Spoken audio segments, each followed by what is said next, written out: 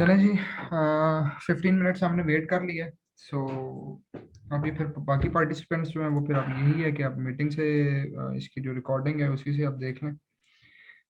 अब हम इसको स्टार्ट करने की कोशिश करते हैं।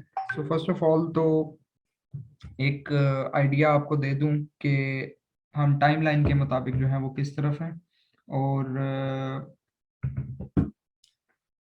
हम किस किस चीज़ को करने की कोशिश करेंगे यहाँ से।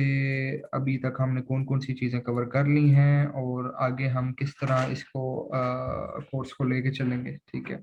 सो करंटली सबसे पहले जो है वो हमने इंट्रोडक्शन लिया वर्डप्रेस का। उसमें हमने कुछ प्री रिक्विजिट्स देख लिए थे कि हम वर्डप्रेस की ज़रूरत क्यों पड़ी, वर्डप्रेस को इंस्टॉल कैसे करते हैं, इसकी रिक्वायरमेंट्स क्या क्या हैं, इसको रन करने के लिए क्या क्या रिक्वायरमेंट्स होती हैं, ठीक है।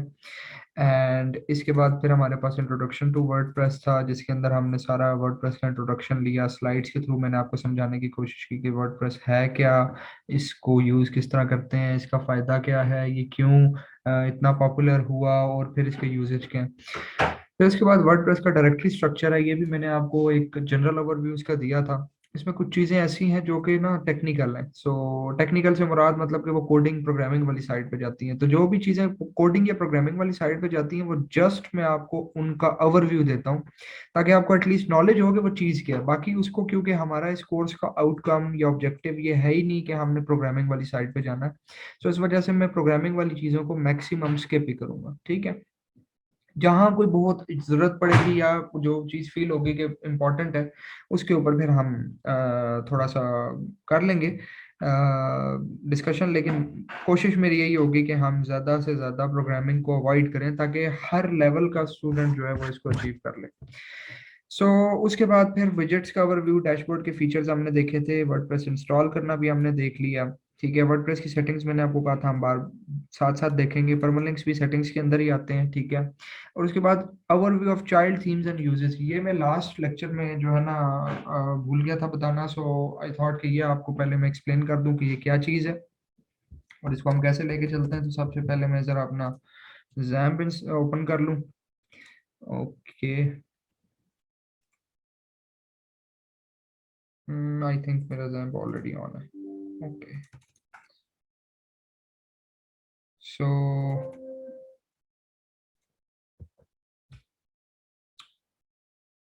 इसको कंट्रोल पैनल हम बंद कर लेते हैं। एंड यहाँ अब हम वर्ड प्रेस को ओपन करते हैं, जो हमारा मेन वो था। ओके, इसकी सर्विस दोबारा स्टार्ट करते हैं अपाचे की, ठीक है। ये आई थिंक अब आपको काफ़ी हद तक इस चीज़ का एक्सपीरियंस हो गया होगा कि हम जैसे ही सिस्टम ऑन करते हैं या वर्डप्रेस को यूज़ करने से पहले हमें ये सर्विसेज ऑन करनी होती हैं। ये मैंने लास्ट लेक्चर में भी एक्सप्लेन किया था। ओके, सो इसके मुताबिक जो है वो डेटाबेस एरर है।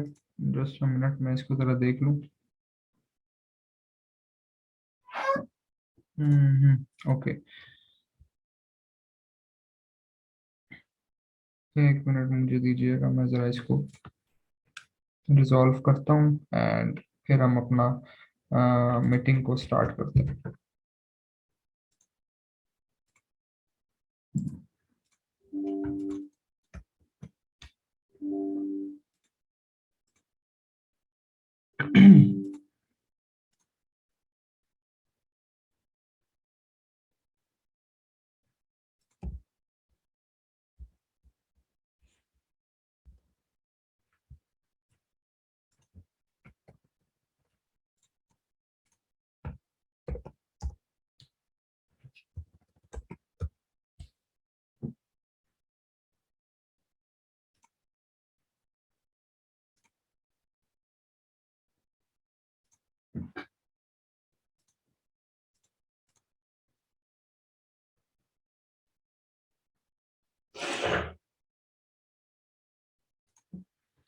ओके जी। सो ये हमने लास्ट टाइम एलिमेंटर के ऊपर वेबसाइट को एक थीम को सेटअप किया था।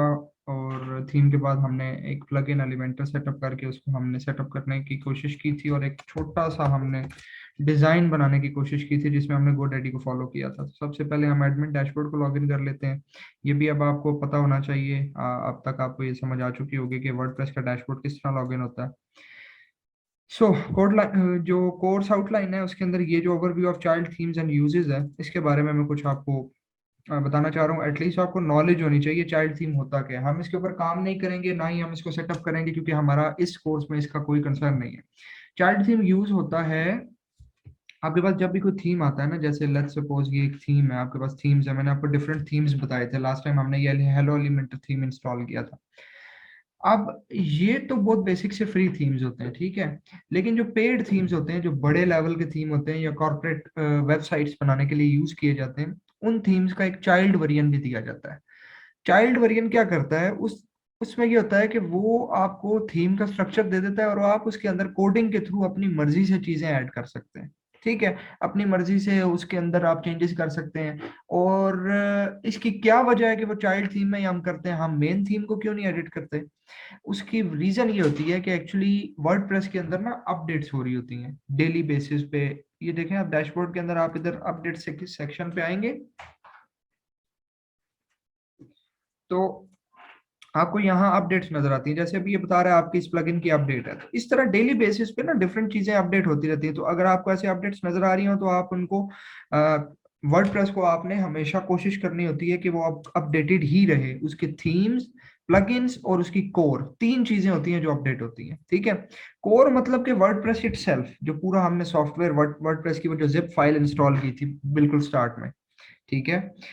और वो आपकी होती है वर्डप्रेस की कोर। उसके बाद थीम्स और प्लगइन्स, मेनली ये तीन चीजें होती हैं जिनकी अपडेट्स आती हैं आपके वर्डप्रेस के अंदर, ठीक है। तो आपने इस होम के डैशबोर्ड के अंदर आपने अपडेट्स के टैब पे क्लिक करना है, तो आपके सामने वर्डप्रेस की सारी अपडेट्स आती रहती है। इस तरह वर्डप्रेस की और छोटे छोटे बहुत से फीचर्स हैं जो कि आपको वक्त के साथ साथ पता चलते जाएंगे, ठीक है। और उनको आप साथ साथ नोट करते जाएंगे, जैसे जैसे हमें उनकी जरूरत पड़ती जाएगी हम उनको यूज करते जाएंगे। सो अभी ये कह रहा है कि एलिमेंटर अपडेट हो गया, अब इसका डाटा भी अपडेट करना है। So click here to run it now, हम इसको क्लिक कर लेते हैं। ओके, ये प्रोसेस भी हो रहा है, फाइन। सो ये जो अपडेट्स होती हैं ये हमेशा एक्टिव रहनी होती है। तो होता क्या है कि जब थीम अपडेट होता है तो होता क्या है कि उसकी लेटेस्ट जो भी फाइल्स होती है ना, फ्रेश फाइल्स, वो उसके सर्वर से डाउनलोड होती हैं और हमारे वर्डप्रेस में इंस्टॉल हो जाती हैं। अब इसमें प्रॉब्लम क्या है? इसमें प्रॉब्लम ये है कि अगर मेन थीम के अंदर आपने कोई चीज चेंज की है, कोई कोड चेंज किया है, ठीक है, तो क्या होगा कि जब नई अपडेट आएगी और वहां से वो फ्रेश उसकी वेबसाइट की फाइल्स डाउनलोड होंगी, आपके थीम की फाइल्स, तो उसके अंदर आपने जो कोड चेंजेस किए होंगी वो खत्म हो जाएंगी, वापस वो खत्म रिवर्ट हो जाएंगी। उसकी वजह ये है कि वो जो फ्रेश थीम है वो चेंजेस आपने उसमें तो नहीं की थी ना, आपने तो अपने वर्डप्रेस में की थी, और वो थीम तो एक जनरल थीम है, सारी पब्लिक के लिए अवेलेबल है, तो उसके अंदर तो वो चेंजेस नहीं होंगी, ठीक है।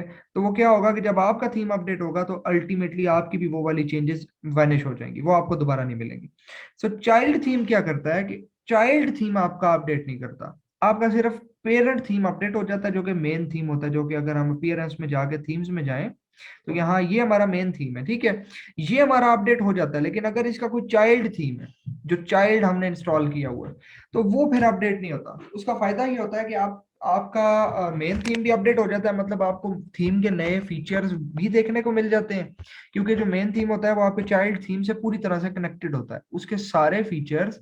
इसीलिए इसको पेरेंट और चाइल्ड कहते हैं। देखें, जो पेरेंट होता है उसकी उसकी सारी जो चीजें होती हैं वो इनहेरिट होती हैं चाइल्ड के अंदर, ठीक है।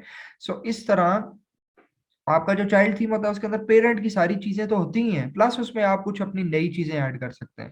तो वो जो आपने अपनी तरफ से नई चीजें ऐड की होती है ना, कस्टमाइज करके, वो वैनिश नहीं होती। ये मकसद होता है चाइल्ड थीम यूज करने का। बाकी हम इसको इस वक्त सेटअप करना या बाकी चीजों की तरफ इसलिए नहीं जाएंगे क्योंकि वो हमारे कोर्स का हिस्सा नहीं है, और ना ही हमें उसकी एज सच कहीं जरूरत पड़नी है, ठीक हो गया। सो यहाँ तक हम ऑलमोस्ट इंट्रोडक्शन वर्डप्रेस का ना कंप्लीट कर चुके हैं। इसके बाद मैंने आपको लास्ट लेक्चर के बीच में थीम चूज करना, उसको इंस्टॉल करना, उसके प्लगइन्स इंस्टॉल करना, ये वाली चीजें भी आपको सिखाई थी, ठीक है। अब जो आप इसमें कुछ डिफरेंट चीजें देख रहे होंगे, like installing and importing demo, ठीक है। फिर उसके बाद थीम ऑप्शंस क्या होते हैं, फीचर्स क्या होते हैं, थीम के स्पेसिफिक फीचर्स, कस्टम लेआउट्स, ये सारी चीजें ना थीम स्पेसिफिक होती हैं। जैसे हमने लास्ट टाइम डिस्कस किया था कि वर्डप्रेस जो है वो तो एक कोर है, ठीक है। उस वर्डप्रेस के कोर के अंदर आपके पास एक थीम होता है और थीम के अंदर सारी स्टाइलिंग होती है। जैसे कि इस वक्त हमने ये थीम इंस्टॉल किया है, तो वर्डप्रेस ये तो बैकएंड तो आ रही है आपके सामने, लेकिन फ्रंट एंड पे ये जितना हिस्सा डिस्प्ले हो रहा है ये आपको थीम की वजह से डिस्प्ले हो रहा है। और मैंने आपको थीम चेंज करके, मल्टीपल थीम्स चेंज करके ये भी दिखाया था कि हर थीम के अंदर स्टाइल डिफरेंट हो जाता है, डाटा वही रहता है, ठीक है। तो वर्डप्रेस की जो कोर होती है वो पीछे बैकएंड पे काम करती है और जो थीम है वो फ्रंट पे डिस्प्ले होता है, ठीक है। सो हर थीम के अपने फीचर्स, अपने डेमो, अपनी चीजें होती हैं। हम एक पेड थीम को लेके चलेंगे, मैं आपको उसको इंस्टॉल करना भी सिखाऊंगा, उसको यूज करना भी सिखाऊंगा, ठीक है। लेकिन अभी फिलहाल मैं आपकी बेस बना रहा हूँ फ्री प्लगइन्स और थीम्स को यूज करने में, क्योंकि हर इंसान पेड नहीं यूज कर सकता। एंड एटलीस्ट आप स्टार्टिंग में एटलीस्ट पेड नहीं यूज करोगे प्रैक्टिस के लिए, वो तो जब आप प्रोफेशनली इंडस्ट्री में जाओगे, क्लाइंट्स के साथ काम करोगे, तो फिर वो डेफिनेटली क्लाइंट्स आपको थीम परचेज करके देते हैं और वो आप यूज करते हैं। इसलिए सबसे पहले तो मैं आपको सिर्फ अभी कंसेप्ट समझा रहा हूँ प्लगइन का, फिर हम इसके बाद एक प्रॉपर प्रोजेक्ट लेके चलेंगे, जो मैंने लास्ट लेक्चर में भी जिक्र किया था। उसमें होगा ये कि आप लोग अपनी वेबसाइट बनाएंगे और मैं आपके सामने एक प्रोजेक्ट वेबसाइट बनाऊंगा, ठीक है। और उसके ऊपर आप लोग डेली चेंजेस करेंगे और उसको लेके चलेंगे। मेरी तरफ से तो माइक ऑन है। मेरी आवाज आ रही है बाकी लोगों को? काइंडली बताइएगा जरा।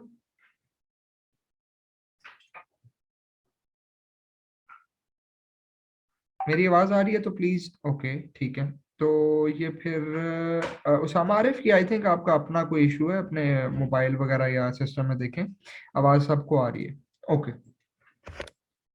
सो हम इस वक्त इसके कुछ प्लगइन्स और इन चीज़ों को देखेंगे, ताकि ज़रूरी नहीं है कि हर बार आपको एक ही थीम मिले। तो इसलिए मैं चाहता हूँ कि आपको हर तरह के थीम्स और प्लगइन्स के साथ काम करना आना चाहिए। उसके बाद रिपोजिटरी, वर्डप्रेस की रिपोजिटरी इतनी बड़ी है कि उसके अंदर मैं एक एक चीज़ को नहीं आपको पकड़ के सिखा सकता, वो आपको खुद ही देखनी होगी। मैं सिर्फ आपको एक जनरल ओवरव्यू दे सकता हूँ चीज़ों का, ठीक है।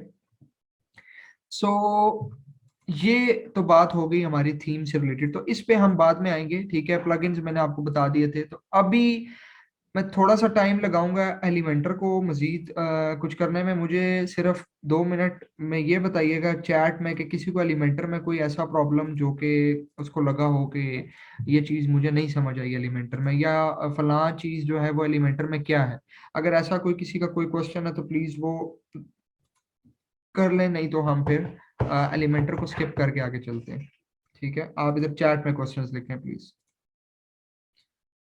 फौरन फौरन से लिखें, जल्दी जल्दी अगर कोई क्वेश्चन है, वरना नो लिखते हैं प्लीज, ताकि हम फिर इसको आगे लेके चलें। वैसे मैंने एलिमेंटर का लास्ट टाइम आपको सारे एलिमेंट्स का एलिमेंटर किधर से आया। एलिमेंटर हमने लास्ट टाइम एक प्लगइन इंस्टॉल किया था, आप लास्ट लेक्चर देखें अनीबा, उसके अंदर आपको आइडिया हो जाएगा कि एलिमेंटर हमने कैसे इंस्टॉल किया था, ठीक है। ये एक प्लगइन है, ठीक है। और प्लगइन इंस्टॉल होता है तो फिर वो शो होता है वर्डप्रेस में। वर्डप्रेस का जो ये मेन्यू होता है ना, ये वाला मेन्यू, ये ग्रो करता जाता है जैसे जैसे आप प्लगइन्स डालते जाते हैं। अब जैसे हमने एलिमेंटर डाला तो देखिए एलिमेंटर आ गया। और जरूरी नहीं है कि हर प्लगइन का जहां वो नजर आ रहा है वहीं से वो यूज हो। अब जैसे ये प्लगइन यहाँ से नहीं, ये पेजेस के अंदर से यूज होता है। ये सारे लेक्चर, ये सारी बातें मैं लास्ट लेक्चर में बता चुका हूँ। सो प्लीज लेक्चर्स को स्किप मत किया करें, लेक्चर्स देखें, समझें और उस पर प्रैक्टिस करें। प्रैक्टिस के बगैर आपको आइडिया नहीं होगा, ठीक है।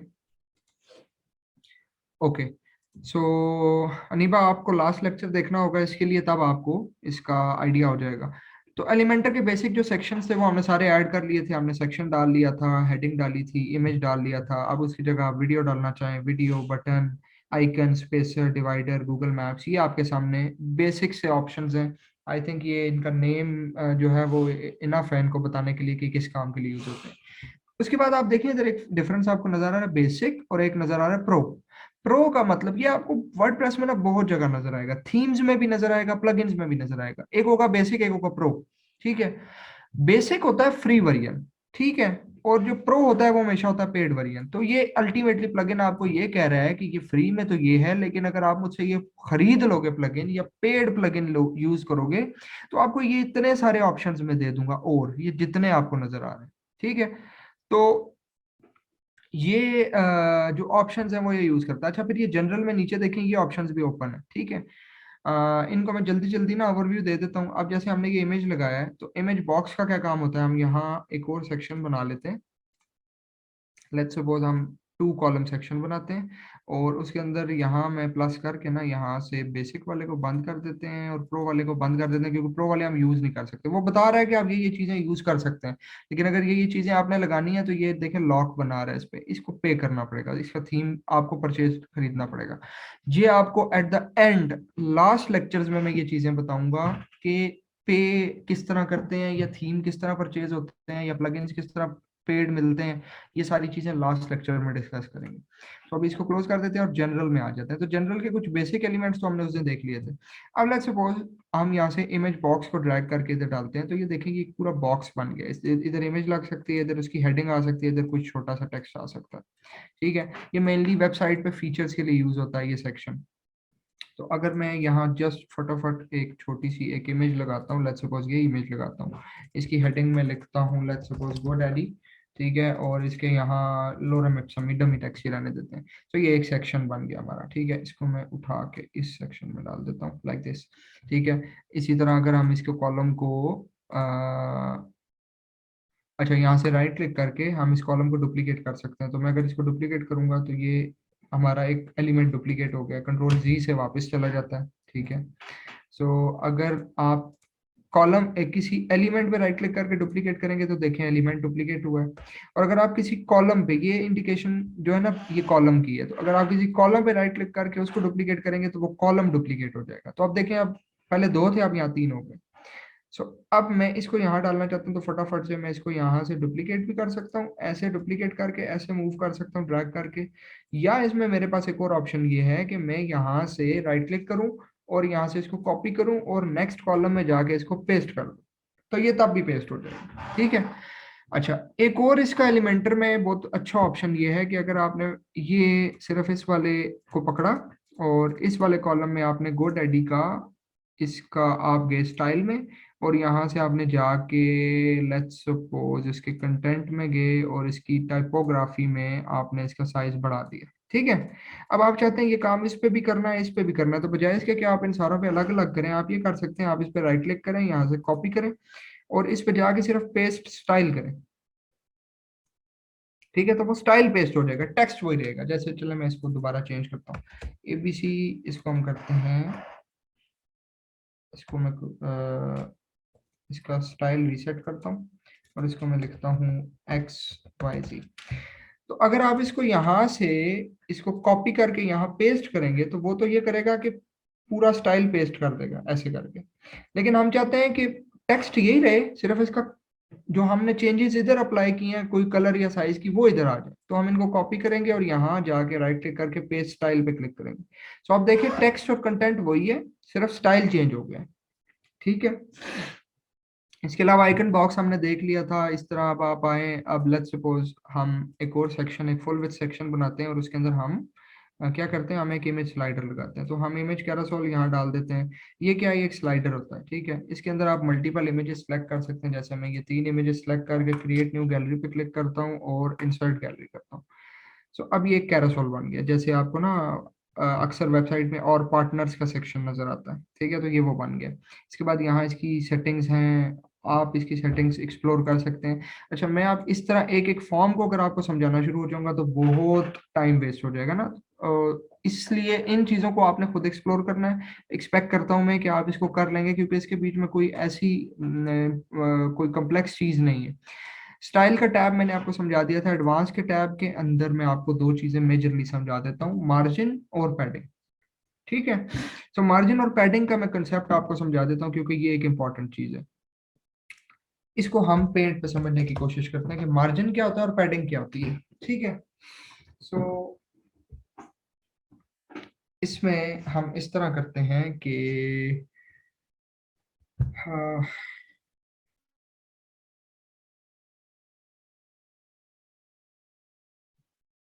मैं एक कंटेनर बना रहा हूँ, ठीक है। ये हमारा एक कंटेनर है, ओके। लेट्स सपोज ये हमारी विंडो है, मेन विंडो है। अब एज्यूम करते हैं कि इसके अंदर आपके पास एक एक कोई डिव पड़ी हुई है। डिव से मुराद एक कोई ब्लॉक है, एक सेक्शन आप कह लें, एलिमेंटर के मुताबिक एक सेक्शन, ठीक है। ये सेक्शन इधर ऐसे पड़ा हुआ, और इस सेक्शन के अंदर कोई टेक्स्ट लिखा हुआ है, दिस इज सेक्शन। ये टेक्स्ट, ठीक है। ये टेक्स्ट भी हो सकता है, इधर इमेज भी हो सकती है, कुछ भी हो सकता है, ठीक है। अब मैं आपको ये समझाने की कोशिश कर रहा हूँ इसमें एक्चुअली कि मार्जिन क्या होता है और पैडिंग क्या होता है। तो अगर आप इस सेक्शन पे क्लिक करेंगे, ये जो सेक्शन आपको नजर आ रहा है, ठीक है, जस्ट मिनट में स्पॉटलाइट ऑन कर लेता हूँ। ओके, ये जो पूरा सेक्शन है, ये जो ब्लू बाउंड्री आपको नजर आ रही है, अगर आप इस सेक्शन को मार्जिन देंगे, ठीक है। मार्जिन और पैडिंग का मैं आपको डिफरेंस बता रहा हूं। अगर आप इसको मार्जिन देंगे तो क्या होगा, ये सेक्शन पूरा मूव करेगा जिस साइड से आप मार्जिन देंगे। मतलब अगर आप मार्जिन टॉप देंगे तो ये ऊपर से ऐसे नीचे आ जाएगा। अगर आप मार्जिन लेफ्ट देंगे तो ये यहां से ये लेफ्ट का मार्जिन लग जाएगा, राइट देंगे तो राइट से मार्जिन लग जाएगा, और अगर मार्जिन बॉटम देंगे तो ये ऐसे, सॉरी, मार्जिन बॉटम देंगे तो क्या होगा, जो इसके नीचे सेक्शन होगा, लेट्स सपोज इसके नीचे कोई और सेक्शन पड़ा हुआ है लाइक दिस, तो क्या होगा कि जब आप इस वाले सेक्शन को, इस ब्लू वाले सेक्शन को मार्जिन बॉटम देंगे, क्योंकि देखें ना इसके चार साइड्स हैं, लेफ्ट, राइट, टॉप, बॉटम, हर सेक्शन की चार साइड्स होती हैं। तो सेक्शन की बाउंड्री के बाहर वाला एरिया जो है वो मार्जिन से ऑपरेट होता है, और सेक्शन की बाउंड्री के अंदर कोई काम करना होता है वो पैडिंग से होती है, ठीक है।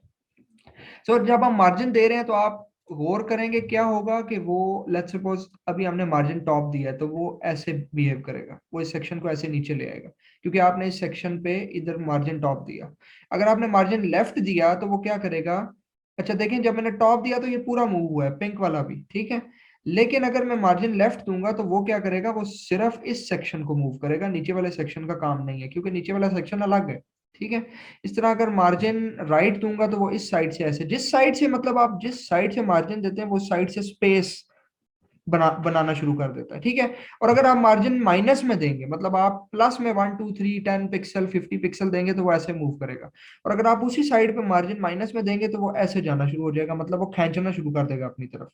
जिस साइड का मार्जिन आप माइनस में देंगे वो साइड अपने अपनी तरफ उसको अट्रैक्ट करना शुरू कर देगी, खींचना शुरू कर देगी।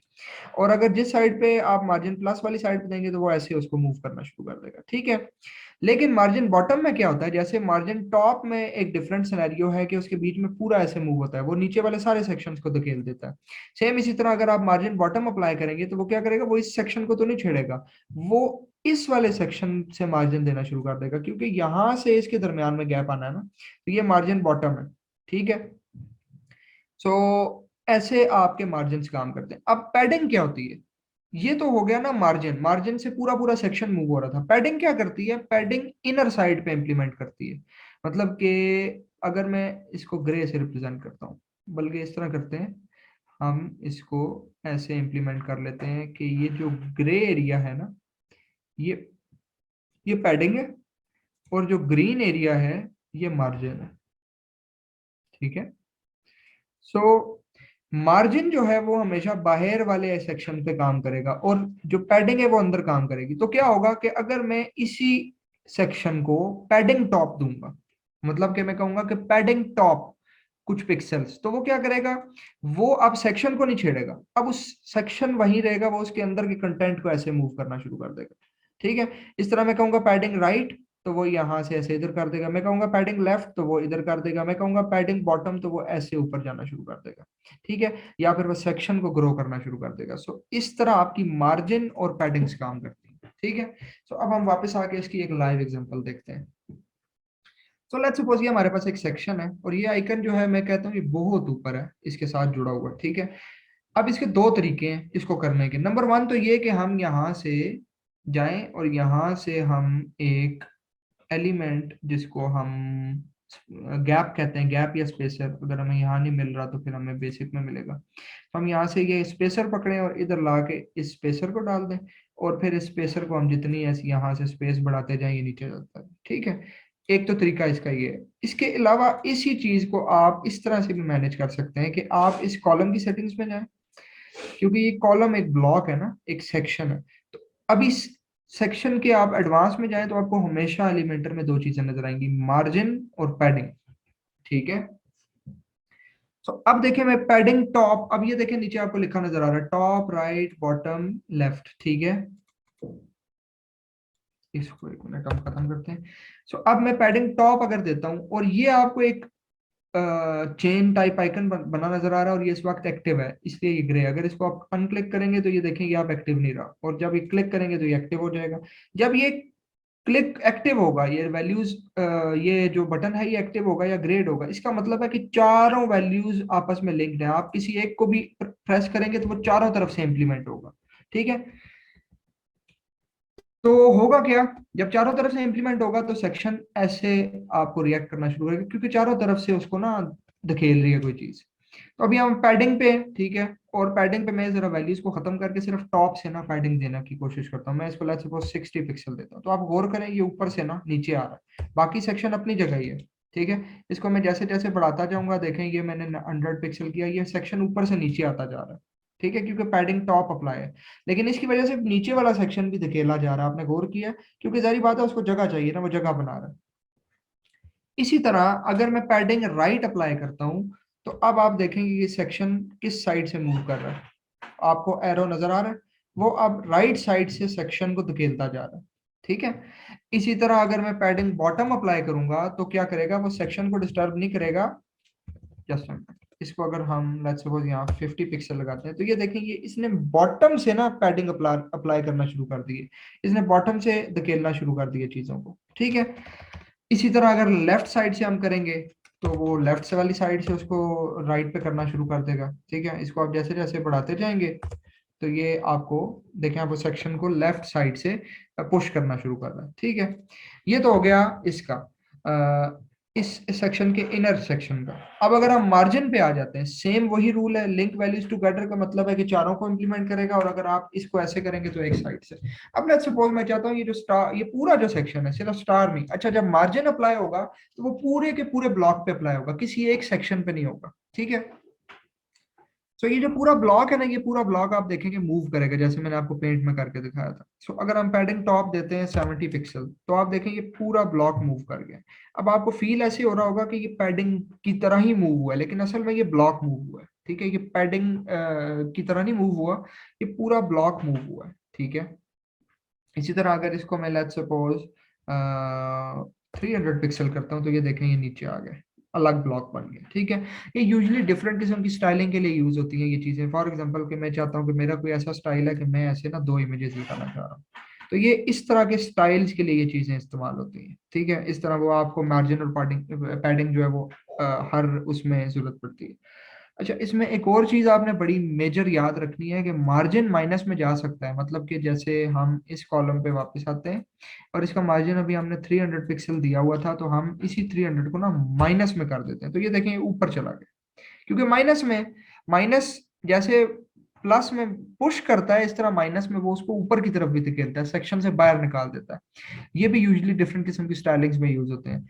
लेकिन जो पैडिंग है ये कभी माइनस में नहीं जा सकती, ये माइनस में काम ही नहीं करती, आप जितनी मर्जी इसको माइनस में, ये देखें मैंने इतना बड़ा नंबर दिया लेकिन वो माइनस में काम नहीं करती, पैडिंग हमेशा प्लस में ही काम करती है। उसकी रीजन क्या है, क्योंकि अगेन हम पेंट पे आते हैं, क्या वजह है कि माइनस में पैडिंग नहीं जाती और मार्जिन माइनस में जाता है। उसकी वजह यह है कि जो मार्जिन है उसने तो सेक्शन को मूव करना होता है, तो सेक्शन तो आपका आपके कोऑर्डिनेट से बाहर जा सकता है ऐसे ऐसे ऐसे ऐसे। ठीक है, लेकिन जो सेक्शन के अंदर का कंटेंट है वो पैडिंग से तो अंदर वाला कंटेंट मैनेज होता है, तो अंदर वाला जो कंटेंट है वो सेक्शन से बाहर नहीं आ सकता, ये रूल है।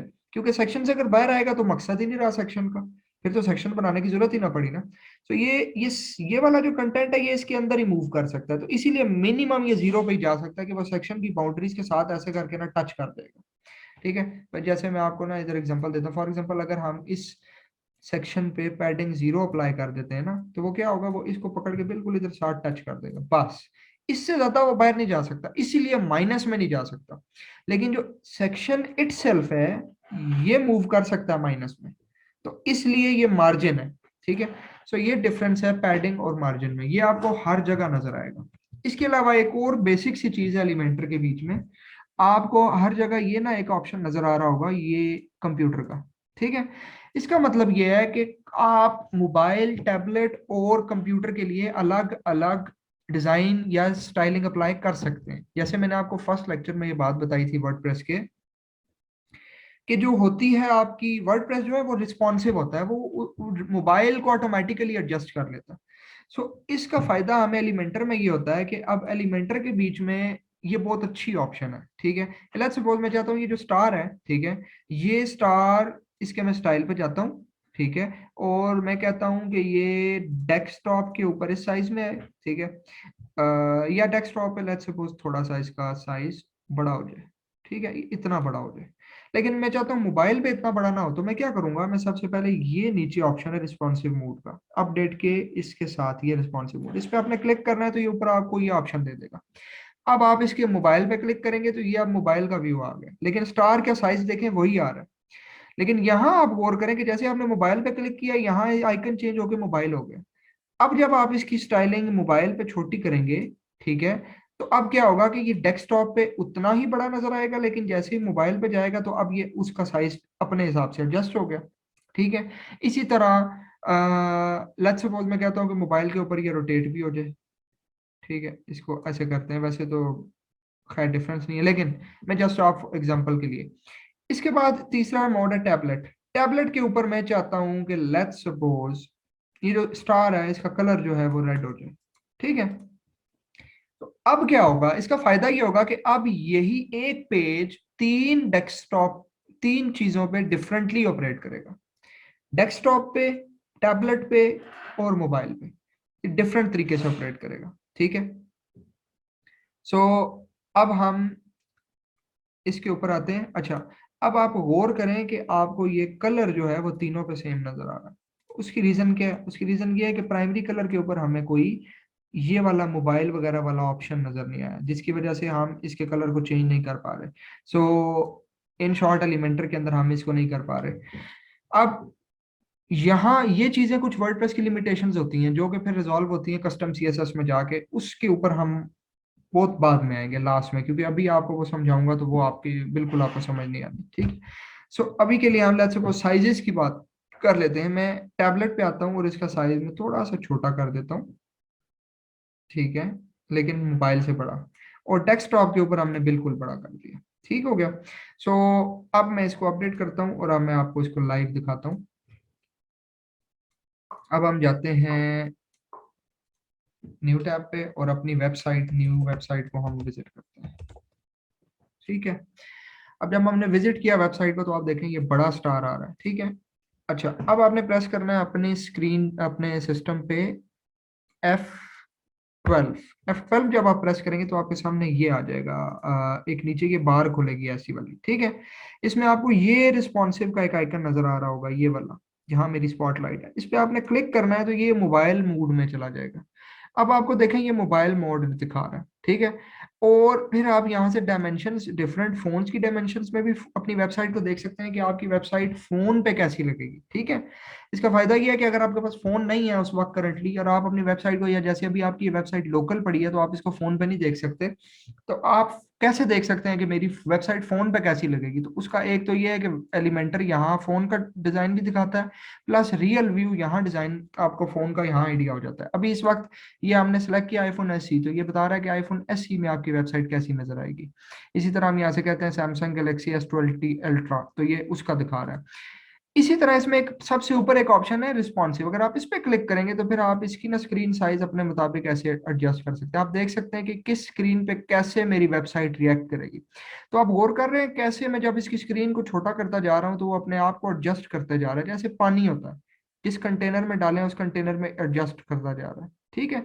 ये फायदा है वर्डप्रेस की रिस्पॉन्सिवनेस का। और आप दूसरी चीज ये देखें, अभी ये मोबाइल पे है तो स्टार टेढ़ा हो गया और छोटा भी हो गया। अब थोड़ा सा इसका साइज बड़ा हुआ है, ये टैबलेट पे आ गया, इससे थोड़ा सा और बड़ा हुआ तो आपने देखा स्टार का साइज बड़ा हो गया, डेस्कटॉप पे आ गया।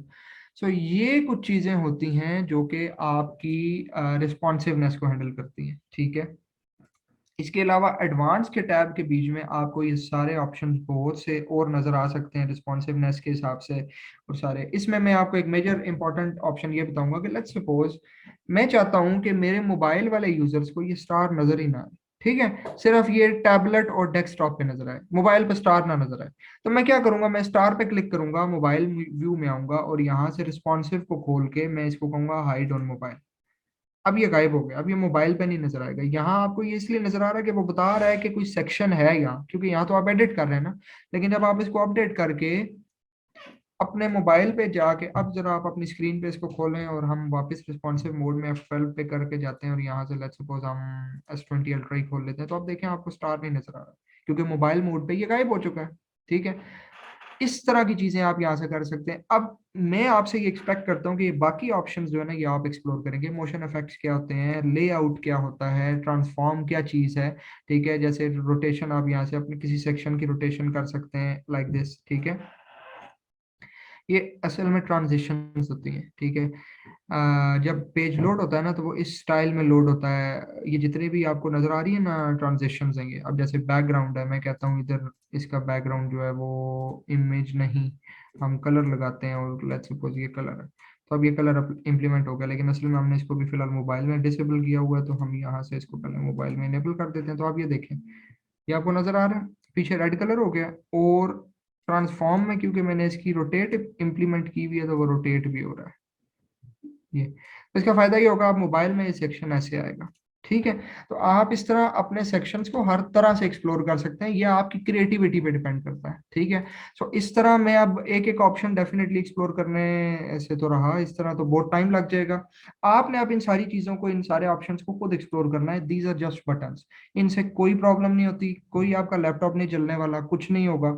आपको जस्ट इनको यूज करना है। मैंने लास्ट टाइम भी ये बताया था कि फियर ऑफ जो होता है ना, एक कि कोई कुछ खराब हो जाएगा, पता नहीं इस बटन को क्लिक करने से क्या होगा, वो फियर आपने निकालना है और आपने क्लिक करना है। कोई मसला नहीं है, चीजें खराब होती हैं, हो जाएं, दोबारा बन जाएंगी, नो प्रॉब्लम। ये कोई लाइव वेबसाइट तो नहीं है। सो ये हमारा एलिमेंटर का पूरा व्यू था। ये चीजें जो हैं वो हमारी एलिमेंटर में आई थिंक आपको अभी तक तसल्ली से समझ आ चुकी होंगी कि एलिमेंटर जो है वो कितना रिस्पॉन्सिव और अच्छा एडिटर है हमारे इन सारी चीज़ों के लिए, हमारे सारे उसके लिए। ठीक है, इस एलिमेंटर के जितने ऑप्शंस मैंने अभी आपको बताए हैं, ये 30% भी नहीं है। एलिमेंटर में बहुत कुछ है। ठीक है, और मैं चाहूंगा कि सारी चीज़ें आप एक्सप्लोर करें। जब आप अपने हिसाब से अपने डिज़ाइन, किसी डिज़ाइन को फॉलो करने की कोशिश करेंगे, जब उसकी चीज़ों को इम्प्लीमेंट करने की कोशिश करेंगे, तो तब पता चलेगा। जैसे मैं गोडैडी की वेबसाइट के डिज़ाइन को फॉलो कर रहा था, तो मैंने ये स्क्रीनशॉट ले लिया जस्ट फॉर सेविंग टाइम। आप क्या करें, आप इस पूरे सेक्शन को खुद बनाने की कोशिश करें। ठीक है, इसी तरह कोई भी वेबसाइट जो आपको पसंद है, आप एक इसका प्रैक्टिस करने का तरीका ये है कि आप कोई एक वेबसाइट ले लें और उस वेबसाइट के ऊपर आप क्या करें, उस वेबसाइट को आप पूरी तरह से कॉपी करने की कोशिश करें। कोई भी वेबसाइट ले लें, गोडैडी ले लें, अपनी मर्जी की कोई भी चॉइस की वेबसाइट जो आपको इजी लगती हो उसको आप ले लें। और उस वेबसाइट को आप क्या करें, उस वेबसाइट को आप पूरी तरह से एलिमेंटर में कॉपी करने की कोशिश करें, पेज बाय पेज, सिर्फ होम पेज नहीं, बाकी पेजेस भी। मैंने आपको लास्ट टाइम बताए थे कि आप यहाँ से जाके पेजेस बना सकते हैं। ठीक है, अब इन पेजेस को डिस्प्ले कराने के लिए मैंने आपको मेन्यूज का आई थिंक सेक्शन नहीं बताया था, तो अब हम मेन्यूज को भी देख लेते हैं, क्योंकि ये तो हमारे पेज यहाँ बन गया ना। लेट्स सपोज अभी ये हमारा पेज है, ये वेबसाइट आ गई। ठीक है, ये तो होम पेज है, अब इधर मेन्यू नहीं आ रहा, वो मेन्यू किस तरह आएगा। उसके लिए हमने क्या करना है, हमने जाना है अपीयरेंस में और मेन्यूज के सेक्शन में। ठीक है, ये सेक्शन जो है वो यूज होता है मेन्यूज के लिए, ताकि हमारे जो वेबसाइट पे मेन्यूज होते हैं, जैसे हम अगेन GoDaddy की एग्जांपल लेंगे। अब ये देखें, ये जो आपको नजर आ रहे हैं ये लिंक्स हैं, ये लिंक टू पेजेस हैं, मतलब ये अलग अलग पेज है। ये होम पेज है जो इस वक्त खुला है, अगर मैं डोमेन नेम्स पे क्लिक करता हूँ, तो let's suppose search for domains करता हूँ, तो ये एक अलग पेज है। ठीक है, सो इस तरह अब ये मल्टीपल पेजेस किस तरह बनेंगे वो मैं आपको बताता हूँ। उसमें इस तरह करना है कि सबसे पहले आपने जाना है अपीयरेंस में और मेन्यूज में, और यहाँ जाके आप अपना मेन्यू, उसका कोई नाम दे सकते हैं, हम उसको कहते हैं मेन मेन्यू। ठीक है, दूसरे नंबर पे वो पूछ रहा है कि मेन्यू कहाँ कहाँ डिस्प्ले होना चाहिए। ये ऑप्शंस वेरी करते हैं थीम टू थीम। ठीक है, अभी इस वक्त ये हेडर और फुटर कह रहा है, ये आपको कुछ और, यहाँ जिस थीम की जितनी ऑप्शंस होती हैं ये उतनी बताता है। अभी जो हमारा थीम हेलो एलिमेंटर इंस्टॉल्ड है, उसके अंदर वो यही दो ऑप्शंस दे रहा है, हेडर और फुटर। तो हम इस वक्त दोनों को टिक कर देते हैं, ठीक है। इसके बाद ये जो कह रहा है automatically add new top level pages to this menu, इसका मतलब ये है कि नेक्स्ट टाइम जब आप कोई नया पेज यहाँ से ऐड करें तो वो ऑटोमेटिकली मेन्यू में ऐड हो जाए, बजाय इसके कि आपको ऐड करना पड़े। तो आप इसको भी चेक कर दें फिलहाल, ठीक है। उसके बाद आप क्रिएट मेन्यू पे क्लिक करें तो आपका एक मेन्यू का वो सेक्शन बन गया। अब ये मेन्यू खाली मेन्यू है, इसको आप अपने मुताबिक एडजस्ट कर सकते हैं। यहाँ से आप चीजें लगा सकते हैं अपने मेन्यू में, ठीक है। तो सबसे पहले पेजेस ही होते हैं मेन्यू में, तो इसलिए ये पेजेस का टैब ओपन आपको नजर आ रहा है, उसमें वो कहता है मोस्ट रिसेंट पेज ये वाला है। व्यू ऑल पे क्लिक करेंगे तो आपको आपके सारे पेजेस नजर आएंगे। इस वक्त हमारा पेज ही एक है, होम, ठीक है। तो हम इस तरह करते हैं कि पहले जाके हम पेजेस के सेक्शन में 2-3 पेजेस बना लेते हैं, ठीक है। मैं यहाँ जाके ऐड न्यू पे क्लिक करता हूँ। ये मैंने लास्ट टाइम पेज बनाना आप लोगों को सिखाया था, ठीक है। तो ऐड न्यू पे क्लिक करके और यहाँ लेट्स सपोज हम इस पेज को नाम देते हैं अबाउट, और इसको हम पब्लिश कर देते हैं, ठीक है, ओके। और फिर हम अगेन आते हैं पेजेस के ऊपर, और पेजेस पे आके हम ऐड न्यू दोबारा क्लिक करते हैं और हम अब एक और पेज बना लेते हैं कॉन्टैक्ट, ठीक है। इसको भी हम पब्लिश कर लेते हैं। ये 2 पेजेस हमने पब्लिश कर दिए। अच्छा, पब्लिश करने के बाद इस वर्डप्रेस की बार पे क्लिक करेंगे तो आप वापस पिछले पेज पे चले जाएंगे, ठीक है, इस आइकन पे क्लिक करने के बाद, ओके। अब यहाँ से हमारे पास ये पेजेस आ गए। अब मेन्यू के अंदर ये पेजेस किस तरह आएंगे? मेन्यू के अंदर ये पेजेस तब आएंगे जब हम ये मेन्यू अब रीलोड करेंगे। एक बार हमें पेज रीलोड करना पड़ेगा। मैंने आपको लास्ट टाइम भी बताया था कि वेब के रिलेटेड जितनी भी चीजें होती हैं ना, उनके अंदर कभी भी चेंजेस आपको रन टाइम पे नहीं शो होती, रीलोड करना पड़ता है आपको। सो अब आपने रीलोड किया तो रियल टाइम में अब आप देखें आपके पास ये रीसेंट पेजेस में ये 2 आ गए, और व्यू ऑल में करेंगे तो आपके पास सारे पेजेस आ जाएंगे। तो अब दूसरे नंबर पे ये देखें अबाउट और कॉन्टैक्ट यहाँ खुद ही ऐड हो गया। ये कैसे खुद ऐड हो गया? ये इसलिए खुद ऐड हो गया क्योंकि हमने ये ऑप्शन चेक किया हुआ था, automatically add new top level menus. तो जैसे ही हमने 2 नए पेज ऐड किए पीछे से पेजेस के मेन्यू से, उसने खुद ही यहाँ इनको ऐड कर दिया। अच्छा, टॉप लेवल का क्या मतलब है? टॉप लेवल का ये मतलब है कि मेन पेजेस, जैसे आप गोडैडी पे आते हैं, मैं अगेन गोडैडी पे आता हूँ। गोडैडी पे ये जो ऊपर मेन्यूज आपको नजर आ रहे हैं ये टॉप लेवल मेन्यूज, अगर आप इन पे क्लिक करके जब क्लिक करते हैं तो ये खुल जाता है ना, इसको कहते हैं सब मेन्यू, ठीक है। और ये आपके टॉप लेवल पेजेस नहीं होते। टॉप लेवल पेजेस वही होते हैं जो फ्रंट पे डिस्प्ले होते हैं। तो इसलिए अभी जो हमने ये 2 पेजेस ऐड किए हैं ये टॉप लेवल पेजेस हैं, तो ये ऐड हो गए, ठीक है। लेकिन अभी इसमें हमारा होम मिसिंग है, ठीक है। तो हमने होम भी डालना है, तो हम यहाँ से अपनी मर्जी के जितने पेज चाहें वो ऐड कर सकते हैं। कैसे? हम उसको चेक करेंगे और ऐड टू मेन्यू पे क्लिक कर देंगे, ये ऐड हो जाएगा।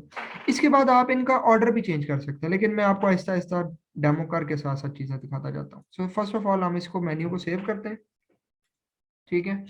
अब जैसे ही मैंने मेन्यू को सेव किया तो क्या हुआ, यहाँ से जब अपने अपनी वेबसाइट को विजिट करूंगा आप देखेंगे कि इस साइड पे मेन्यू आ गया। अब देखें होम, अबाउट, कॉन्टैक्ट, तीनों लिंक्स आ गए। अबाउट पे मैंने क्लिक किया, एक खाली पेज आ गया। कॉन्टैक्ट पे क्लिक किया, खाली पेज आ गया, क्योंकि एक्चुअली है ही खाली, हमें अभी हमने कुछ डाला ही नहीं। होम पे क्लिक करेंगे तो वापस हमारा मेन पेज आ जाएगा जिसपे हमने काम किया हुआ है, ठीक हो गया। अच्छा, ये हमारा वो कैरासोल था, याद होगा आपको, जो मैंने अभी लगाया था एलिमेंटर में। तो ये कैरासोल है, मतलब मल्टीपल इमेजेस यहाँ डिस्प्ले होती हैं। ट्रस्टेड पार्टनर्स का सेक्शन अक्सर यूज होता है वेबसाइट में, ठीक है। सो अब मैं यहाँ आता हूँ, मैं चाहता हूँ कि होम के बाद कॉन्टैक्ट आए फिर अबाउट आए। तो हम यहाँ जाते हैं मेन्यू में और सिंपली हमने क्या करना है, कॉन्टैक्ट को पकड़ के ड्रैग करके इधर ऊपर कर देना, ठीक है। या आप इसको ऐसे कर लें या जिस तरह आपको इजी लगे, ठीक है। जो आपको पीछे ये डॉटेड लाइन नजर आती है ये बताती है कि ये मेन्यू आपका कहाँ जाके लैंड करेगा।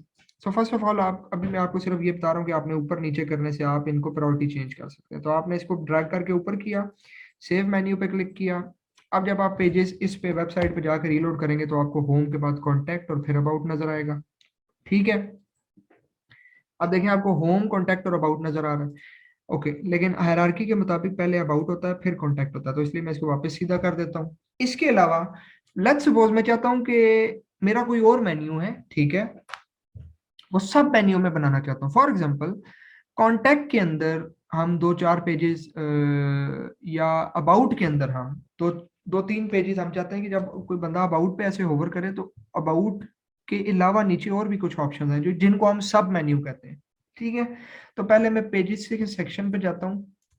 अच्छा, आप ये नोट कर रहे होंगे, जब मैं इस पे क्लिक करता हूँ तो ये न्यू टैब में खुल जाता है। ये आपके पास नहीं खुलेगा क्योंकि इसको खोलने के लिए कंट्रोल प्रेस करना है, तो अगर कंट्रोल नहीं प्रेस करेंगे तो इसी पेज में खुल जाएगा। तो यूजुअली मल्टीपल टैब्स इसलिए यूज होते हैं ताकि हमारी चीजें वहीं हमें नजर आ रही हो।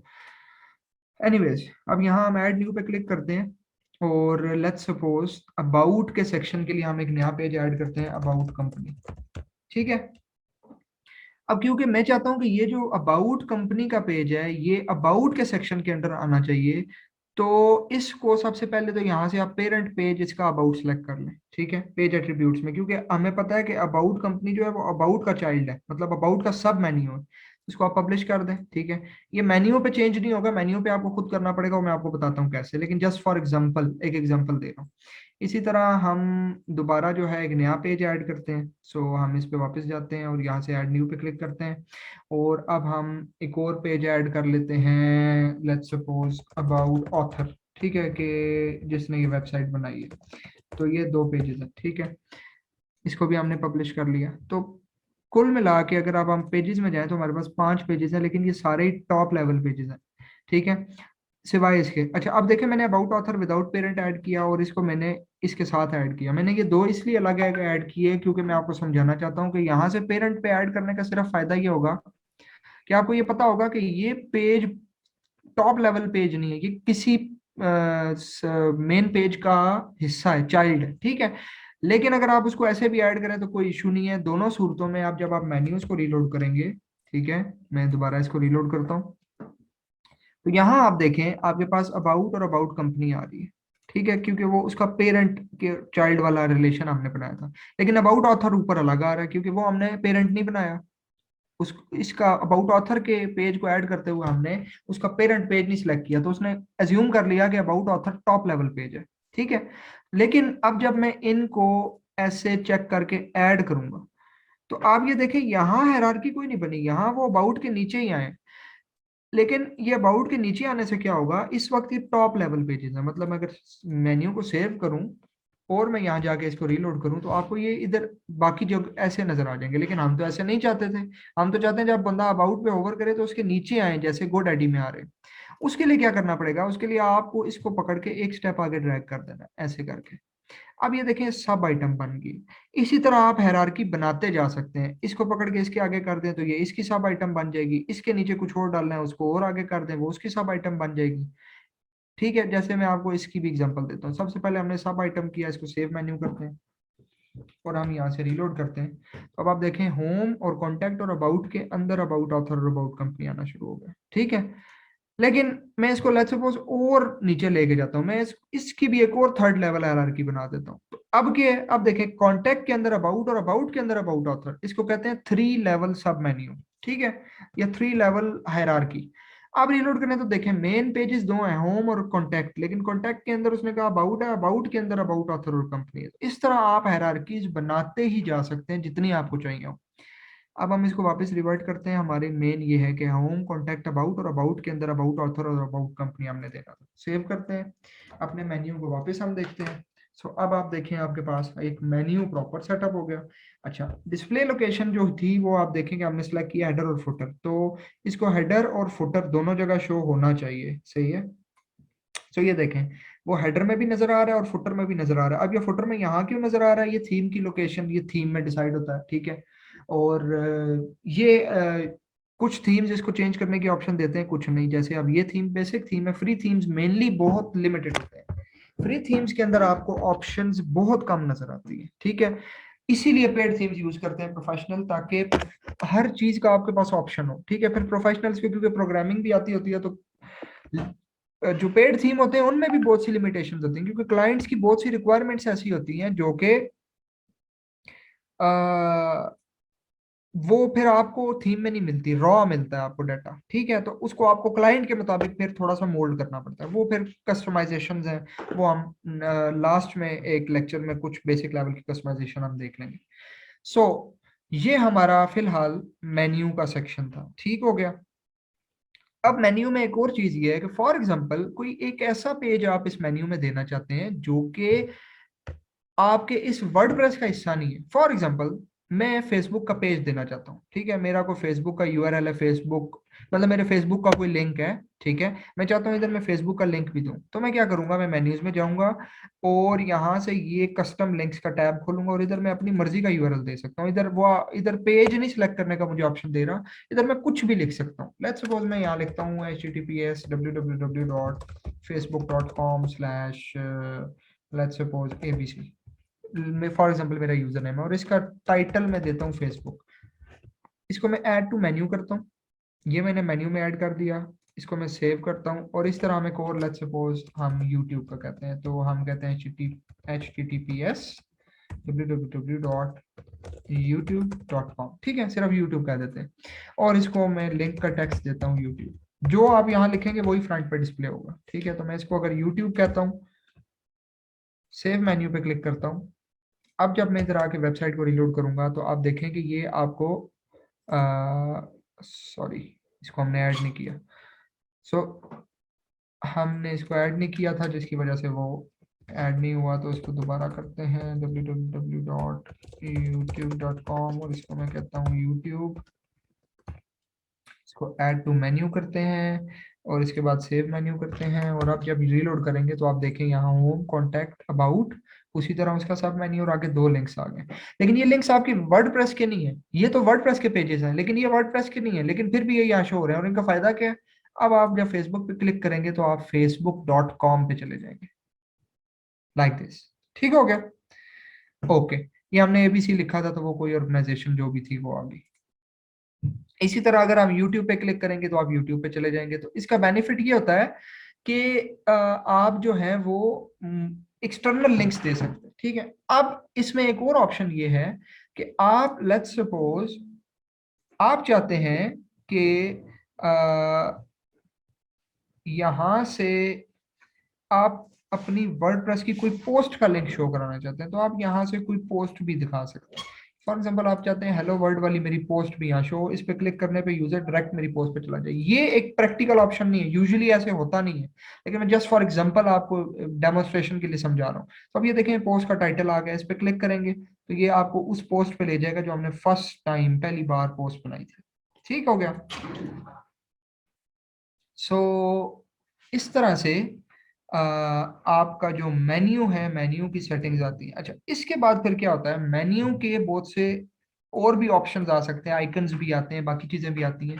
वो आप जैसे जैसे प्लगइन्स और ऐड करते जाते हैं, या थीम के अंदर ऑप्शन होता है या फिर आपको प्लगइन डालना पड़ता है। अगर थीम में ऑप्शन नहीं है तो प्लगइन डालेंगे तो उसमें आप चीजें ऐड कर सकते हैं। जैसे फॉर एग्जांपल आप चाहते हैं कि जब फेसबुक पे कोई बंदा क्लिक करे तो ये न्यू टैब में खुले, ठीक है, मेरी वेबसाइट ना डिस्टर्ब हो। तो अब उसका ऑप्शन यहाँ हमें मिल नहीं रहा, लेकिन अगर हम एक प्लगइन डालें तो उससे आ जाएगा, ठीक है। हम चाहते हैं कि ऐसा हो, ठीक है, लेकिन वो यहाँ ऑप्शन नहीं मिल रहा, ठीक है, तो हम उसको प्लगइन डाल सकते हैं। ये प्लगइन का यूज है, तो इसका मैं आपको एक छोटा सा डेमो दिखाता हूँ। अब लेट्स सपोज मैं चाहता हूँ कि फेसबुक के ना मैं आइकन शो करवाऊँ, ठीक है, मैं चाहता हूँ कि फेसबुक और यूट्यूब के आइकन भी नजर आए और प्लस यहाँ कोई मुझे और ऑप्शंस भी मिल जाए। तो मैं लेट्स सपोज यहाँ से कोई अच्छा सा प्लगइन सर्च कर लेता हूँ, लेट्स सपोज मेगा मैगी।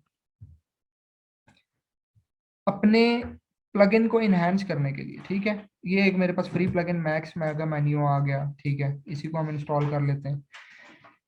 तो मैंने आपको लास्ट टाइम भी बताया था कि प्लगइन्स क्या होते हैं। प्लगइन्स आपकी थीम के अंदर चीजों को ऐड ऑन करते हैं, उनको प्लगइन्स कहते हैं। मतलब कोई ना कोई नई चीज जो थीम या उसके अंदर वर्डप्रेस के अंदर मौजूद नहीं है, आप डालना चाहते हैं, तो उसको आप अपनी मर्जी से डालने के लिए आप उसको एक एक्सटर्नल प्लगइन लगा सकते हैं। तो मैंने ये प्लगइन लगाया max mega menu let's suppose, इसको मैंने एक्टिवेट कर दिया। इंस्टॉल करने के बाद प्लगइन इंस्टॉल और एक्टिवेट मैंने लास्ट टाइम आपको बताया था। और मैंने दूसरी बात आपको ये बताई थी कि जैसे जैसे प्लगइन ऐड होते हैं ये मेन्यू ग्रो होता जाता है। तो अब ये देखें, ये मेगा मेन्यू यहाँ आ गया।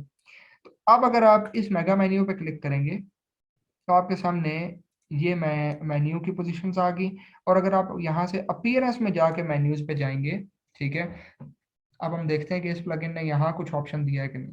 तो अब देखें, आपका वही मेन्यू वाला पेज जो कि अपीयरेंस के अंदर मेन्यूज का पेज था वो थोड़ा सा चेंज हो गया। आप गौर कर रहे हैं, थोड़ा सा डिफरेंट आपको नजर आना शुरू हो गया। यहाँ भी आपको दो चीजें नजर आना शुरू हो गई हैं, तो यहाँ कुछ चीजें और आना शुरू हो गई। अब लेट्स सपोज ये देखें ऑप्शन दे रहा है मेगा मेन्यू का, इसका मतलब ये है, ओके, इसका मतलब क्या है, वो कहता है कि इस मेन्यू को आप मेगा मेन्यू बनाना चाहते हो तो क्या करो, please enable max mega menu using the settings on left of this page, ठीक है। तो सेटिंग्स इसकी किधर है, ये मेगा मेन्यू की सेटिंग्स है, ये हेडर है, इसमें वो कहता है इसको इनेबल कर दें। अब ये ऑप्शंस आपके हर प्लगइन के डिफरेंट हैं, तो इसलिए ये तो आपको एक्सप्लोर करने होंगे आहिस्ता आहिस्ता। तो अभी हमने हेडर के लिए मैक्स मेगा मेन्यू इनेबल कर दिया, और इसको लेट्स सपोज हमने सेव कर दिया, ठीक है। सेव करने के बाद अब मैं इस फेसबुक के मेगा मेन्यू पे आया, तो देखें ये पूरा एक एरिया खुल गया नया, ठीक है। इसमें उसने आइकन का भी ऑप्शन दे दिया। अब यहाँ से मैं कहता हूँ जी कि फेसबुक का आइकन लगा दो। लेट्स सपोज ये फेसबुक का आइकन है, मैंने ये सिलेक्ट कर दिया, ये मैंने इस पे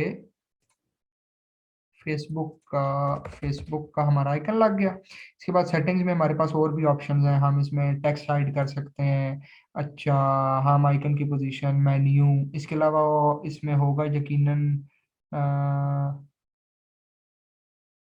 हाइड टेक्स्ट, ओके, इसके बीच में ऑप्शन नहीं है फिलहाल। न्यू टैब का जो है, अगर वो इसमें होता तो मैं आपको वो भी एक्सप्लेन कर देता। एनीवेज नो प्रॉब्लम, हमने सिर्फ इस बार एग्जांपल ही देखने, तो हमने इसको सेव चेंजेस किया, ये सेव हो गया। अब जब हम इस मेन्यू को सेव करेंगे और हम जाके करते हैं रीलोड, देखते हैं कि फ्रंट पे क्या इफेक्ट आया है।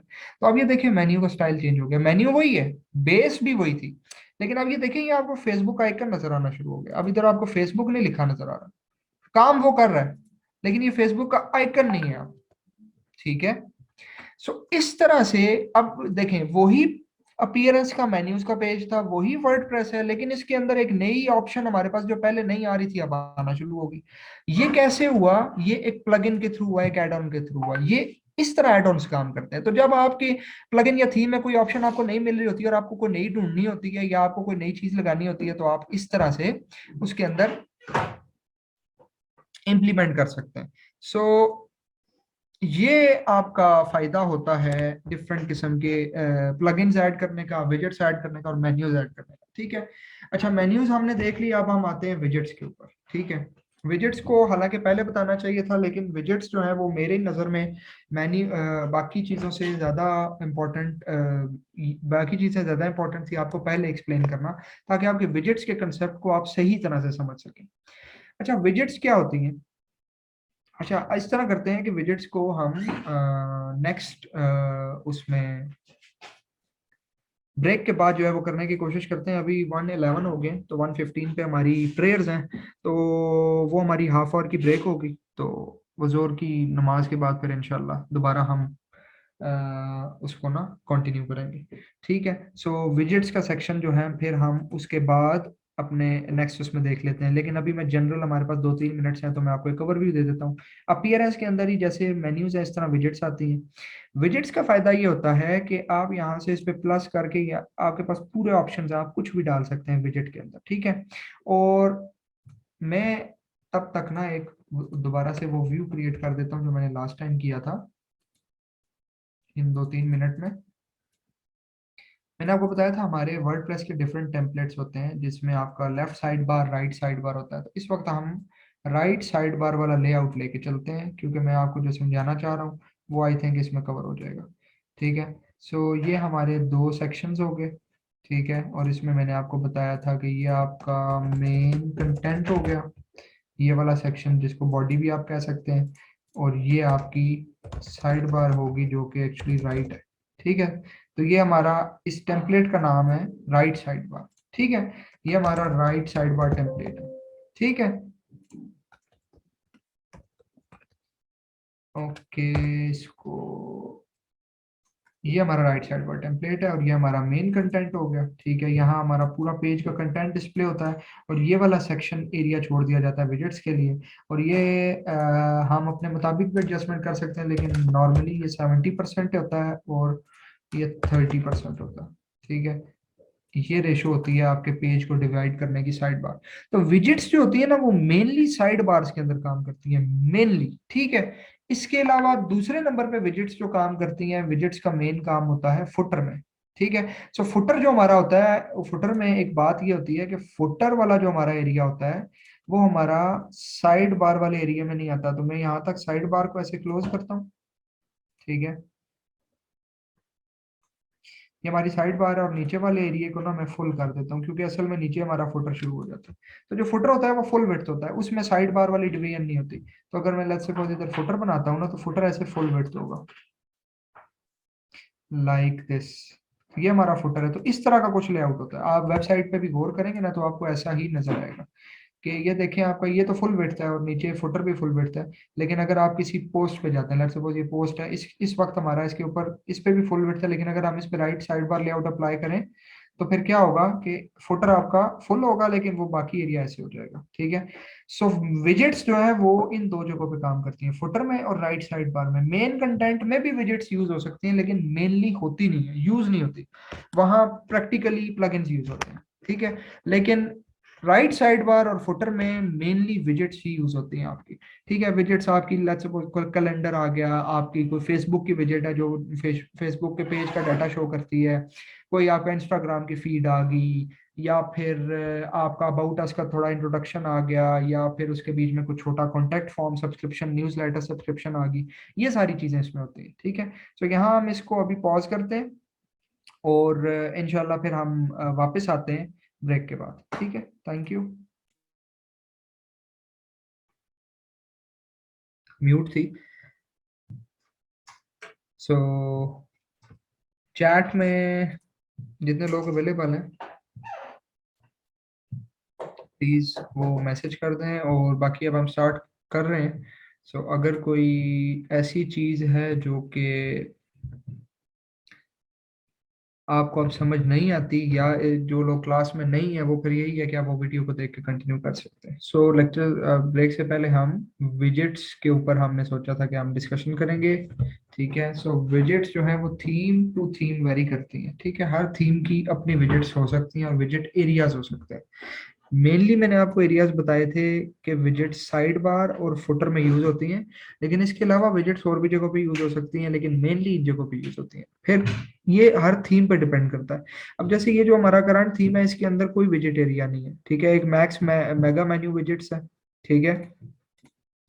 और इसके अलावा कोई विजेट एरिया आपको नजर नहीं आ रहा। जब डिफरेंट थीम्स आप इंस्टॉल करते हैं उनके डिफरेंट विजेट एरियाज होते हैं। अब इसको एक्सप्लेन करने के लिए ना मैं मुझे थीम चेंज करना पड़ेगा। लेट्स सपोज मैं अब यहाँ से 2020 थीम लगा देता हूँ। ठीक है। क्योंकि जो अभी हमने हेलो हेलो एलिमेंटर थीम लगाया ना, इसके अंदर विजेट एरिया नहीं है। हम इसको यहाँ से कर देते हैं एक्टिवेट। अब हम विजेट्स में आके कोशिश करते हैं कि हमें कुछ विजेट्स नजर आ सकें। ओके। तो अब ये देखिए ना, अब ये हमारा एक और थीम है। इसके अब हम होम पेज पे आते हैं तो यहाँ क्या है, यहाँ आपको ये फुटर है। फुटर एरिया आपको नजर आ रहा है, ये नीचे, ये ऊपर मेन्यू है हमारा फुटर वाला, और ये नीचे विजेट्स हैं। ठीक है। तो यहाँ से विजेट्स, ये वाली एरिया की विजेट्स आपको यहाँ फुटर में नजर आ रही है। ये बिल्कुल जिस तरह हमारा गुटनबर्ग एडिटर है, ये वैसे ही इसके ब्लॉक्स होते हैं। अब ये कह रहा है फुटर 1, फुटर 2 और मैक्स मेगा मेन्यू विजेट्स। इसका मतलब ये है कि अगर आप इस एरिया में कोई विजेट ड्रैग करते हैं तो वो मेगा मेन्यू के अंदर यूज हो सकती है। ठीक है। लेकिन अब फुटर 1 और फुटर 2 टू विजेट्स उन्होंने हमें प्रोवाइड की हैं। ये एक फुटर है, ये एक सेक्शन है फुटर, मतलब फुटर नंबर 1, और ये है फुटर नंबर 2। ठीक हो गया। सो ऐसे ये आपकी विजेट्स। अब चलते हैं, अब हम इनको चेंज करने की कोशिश करते हैं। यहाँ से हम फुटर 1 पे जाते हैं और इस ब्लॉक को हम रिमूव करते हैं। ठीक है। इसको भी हम रिमूव कर देते हैं। हम मतलब फ्रेश सारा ना अपनी विजेट्स डालने की कोशिश करते हैं अपने हिसाब से, जो हमें समझ आए। सो ये हमने सारा कुछ रिमूव कर दिया। और अब हम यहाँ से प्लस करके यहाँ हम कुछ भी डाल सकते हैं, या ब्राउज ऑल पे क्लिक करके ये आपके सामने आ जाते हैं। तो यहाँ से आप अपनी मर्जी से कोई भी चीज विजेट में मूव कर सकते हैं। ठीक है। लेट्स सपोज मैं चाहता हूँ कि मेरी एक पिक्चर है वो आए, तो आप यहाँ से लेट्स सपोज, चलिए सोशल आइकन्स को हम देख लेते हैं। हम जाते हैं हमारे फुटर में, सोशल आइकन्स डिस्प्ले होती है। सोशल आइकन्स आ गया, प्लस पे क्लिक करें, यहाँ से हम social icons let's suppose Facebook का डालते हैं। उसके बाद हम यूट्यूब डाल लेते हैं। यूट्यूब के बाद हम आ, एक और आइकन डालते हैं। ओके, यूट्यूब आइकन आ गया। यूट्यूब के बाद हमने एक और आइकन डाल दिया, let's suppose Instagram. Just for example मैं आपको नहीं दे रहा हूँ। अच्छा, ये नीचे यूट्यूब की वो वीडियो एम्बेड वाला आ गया था, इसको हम खत्म करेंगे। अच्छा, खत्म करने के लिए एक तो तरीका ये है कि आप यहाँ से क्लिक करके इसको रिमूव कर दें, या फिर ये आगे आपको इसको शॉर्टकट नजर आ रहा है, आल्ट शिफ्ट और जी, तो ये सेक्शन रिमूव हो जाता है। एनीवेज, ये हमारे पास विजेट्स आ गई हैं। अब इनका हम एड्रेस कुछ भी लिख सकते हैं। अगर आपके पास कोई एड्रेस ना हो और आपने आइकन को भी यूज करना हो तो आप हैश लिख सकते हैं उसकी जगह, जस्ट फॉर डमी पर्पस, जब तक कि आपके पास लिंक ना आ जाए। तो मैंने तीनों पे हैश लगा दिया और अपडेट पे क्लिक किया। तो अब जब मैं अपना ये पेज रीलोड करूंगा तो आप देखेंगे विजिट्स, मेरा फुटर वन के अंदर मेरी विजिट्स चेंज होके सोशल आइकन्स आ चुके हैं, और सब पे अभी कुछ भी नहीं हो रहा, क्लिक नहीं हो रहा, क्योंकि हैश लगाया हुआ है हमने। ठीक हो गया। सो इसी तरह हम कोई और विजिट भी, लेट्स सपोज हेडिंग लगाते हैं, मैं इसको कोई हेडिंग डाल देता हूँ। ठीक है, डमी हेडिंग मैंने डाली। इसको अब जब मैं रिलोड कर रहा हूँ तो यहाँ देखें ये हेडिंग आ गई। तो इस तरह करके आपकी विजेट्स यूज होती हैं। इसी तरह साइड बार विजेट्स, अब इस थीम में क्योंकि साइड बार विजेट्स है नहीं तो मैं आपको उस तरह से दिखा नहीं सकता। हम इंशाल्लाह नेक्स्ट लेक्चर से क्या करेंगे, नेक्स्ट लेक्चर से हम एक प्रॉपर थीम इंस्टॉल करके उसका डेमो वगैरह इंपोर्ट करके उस पर प्रॉपर एक वेबसाइट बनाना शुरू करेंगे। ठीक है, नेक्स्ट से, क्योंकि इस लेक्चर में हम इंशाल्लाह प्रेटी मच क्लियर होंगे सारी चीज़ों में कि प्लगइन्स क्या होते हैं, थीम्स क्या होती हैं, विजेट्स क्या हैं, कस्टमाइजर क्या होता है। वर्डप्रेस का पूरा डैशबोर्ड हमने एक्सप्लोर कर लिया, प्लगइन्स इंस्टॉल करना, कॉन्फ़िगर करना, थीम्स को इंस्टॉल करना, ये सारी चीज़ें मैंने आपको सिखा दी। सो आप लोगों ने इस पे प्रैक्टिसिंग करनी है, और नेक्स्ट उससे वीक से हम एक फ्रेश, एक वर्डप्रेस में दोबारा एक फ्रेश इंस्टॉल कर लूंगा, और हम एक प्रॉपर थीम जो है, प्रॉपर जो एक परचेज थीम होता है, मैं आपको वो इंस्टॉल करके उसके थीम ऑप्शंस और सारी चीज़ों को एक्सप्लोर करना सिखाऊंगा, ताकि आप उसको एक्सप्लोर कर सकें। ठीक हो गया। और मैं आपको वो उस थीम की फाइल भी दे दूंगा, क्योंकि वो मेरे पास परचेज फाइल है। ठीक है, तो मैं वो परचेज फाइल आपको दे दूंगा। आप लोग उसी को मेरे साथ साथ इंस्टॉल करके उस पर प्रैक्टिस करेंगे, और मैं एक डमी वेबसाइट आपके सामने प्रोजेक्ट वेबसाइट बनाऊंगा। आप लोग अपनी अपनी वेबसाइट प्रॉपर स्टार्ट करेंगे, और हम फिर डेली उसमें लेक्चर्स के बीच में डिफरेंट किस्म के एलिमेंट्स ऐड करते जाएंगे। हम उसमें सेक्शंस बनाएंगे, हम उसके बीच में न्यूज़लेटर, मतलब एक पूरी रियल टाइम जो वेबसाइट होती है हम उसको बनाने की कोशिश करेंगे, ताकि हमारी वर्डप्रेस की जितनी हमने बेसिक्स सीखी हैं, यही वर्डप्रेस की बेसिक्स हैं। बेसिक्स अब इससे बढ़ के कुछ नहीं है वर्डप्रेस में, अब छोटी छोटी चीजें ऐड होती जाएंगी, मेन यही कुछ है। ठीक है, इसी के ऊपर चीजें ऊपर नीचे होती रहती हैं। तो ये हम करके तो फिर हम नेक्स्ट चीजों पे जाएंगे। ठीक है, सो ये होगी विजेट्स। अब आप आते हैं कस्टमाइजर के ऊपर। ठीक है, तो उसके लिए हम वापस थीम्स पे जाके सबसे पहले अपना पुराना ही थीम एक्टिवेट कर लेते हैं, ये बहुत बुरा लग रहा है। सो हम अपना हेलो एलिमेंटर वाला थीम एक्टिवेट कर लेते हैं और इसको हम रीलोड करते हैं, ताकि वही वेबसाइट की शक्ल वापस अपनी जगह पे आए। ठीक है, और इसके बाद अब मैं आपको बताता हूँ कस्टमाइजिंग क्या होती है। अपीयरेंस के बीच में आपको ये तीसरा टैब नजर आता है, कस्टमाइज। ये किसी थीम से लिंक्ड नहीं होता, ये वर्डप्रेस का डिफॉल्ट कस्टमाइजिंग का ऑप्शन है, लेकिन थीम के हिसाब से इसके अंदर ऑप्शंस ऊपर नीचे होते रहते हैं। अभी हम कस्टमाइज पे क्लिक करते हैं। ठीक है, तो आपके सामने ये आ गया। ये जो ऑप्शन इस वक्त आपको नजर आ रहे हैं, ये बेसिक ऑप्शन है, ये हर वर्डप्रेस के उस डिफॉल्ट में आते हैं। लेकिन हर थीम के हिसाब से इधर ऑप्शंस ऊपर नीचे भी हो सकते हैं। अगर थीम ने कोई एक्स्ट्रा ऑप्शंस आपको प्रोवाइड किए हैं तो वो यहाँ आपको एक्स्ट्रा नजर आएंगे। यहाँ कस्टमाइजर से आप क्या कर सकते हैं, फर्स्ट ऑफ ऑल इसका बेनिफिट ये है कि आपको रियल टाइम चेंजेस दिखाता है एलिमेंटर की तरह। आप यहाँ से चीज चेंज करेंगे वो आपको फौरन यहाँ नजर आएगी, तो उसका फायदा ये होगा कि वो आपको चीज जब नजर आएगी यहाँ, तो आप उसको बेहतर तरीके से ऊपर नीचे चेंज कर सकते हैं। ठीक हो गया। ओके, सो अब हम इसमें सबसे पहले साइट आइडेंटिटी में आते हैं। साइट आइडेंटिटी ये सेक्शन जो है, ये डिफॉल्ट वर्डप्रेस का सेक्शन है, ये थीम से लिंक नहीं होता, ये डिफॉल्ट है। हर थीम, कोई भी थीम हो, ये शो होता है। ठीक है, इसके अंदर क्या है, इसके अंदर आप अपनी वेबसाइट का कोई ना कोई लोगो लगा सकते हैं, अपनी वेबसाइट का टाइटल चेंज कर सकते हैं, उसकी टैगलाइन और साइट आइकन। साइट आइकन क्या होता है, ये एक फैब आइकन भी इसको कहते हैं। ये होता है, ये जो बिल्कुल ऊपर ब्राउजर में नजर आता है, ये जैसे अभी जैम्प, अब ये आपको जैम्प नजर आ रहा है ना, क्योंकि हम जैम्प पे काम कर रहे हैं। क्योंकि ये हमें इसलिए नजर आ रहा है क्योंकि हमने यहाँ कोई थी साइट आइकन सेलेक्ट नहीं किया हुआ। अगर हम यहाँ कोई साइट आइकन सेलेक्ट करेंगे तो इधर चेंज होके ये वाला आइकन आना शुरू हो जाएगा। तो अभी हम इसको चेंज करने की कोशिश करते हैं। सबसे पहले हम सिलेक्ट लोगो पे जाते हैं, लेट्स सपोज ये हमारी वेबसाइट का लोगो है, ये हम ऐड कर लेते हैं। इसको हम स्किप क्रॉपिंग करते हैं, हम क्रॉप नहीं करते। लोगो हमने ऐड किया तो ये देखें हमारी टेक्स्ट साइट टाइटल की जगह लोगो आ गया। ठीक है, मैक्सिमम थीम्स में ऐसे ही होता है कि अगर आपका लोगो अवेलेबल ना हो तो आपका साइट टाइटल नजर आता है लोगो की जगह एज अ प्लेस होल्डर। और अगर लोगो अवेलेबल हो तो फिर लोगो नजर आता है। नीचे जो टैग लाइन है ये डिपेंड करता है आपके ऊपर कि आप इसको लिखना चाहते हैं कि नहीं। जैसे कि हम लिख रहे हैं कि मैं इसको कहता हूँ let's suppose young scholars training WP, ठीक है।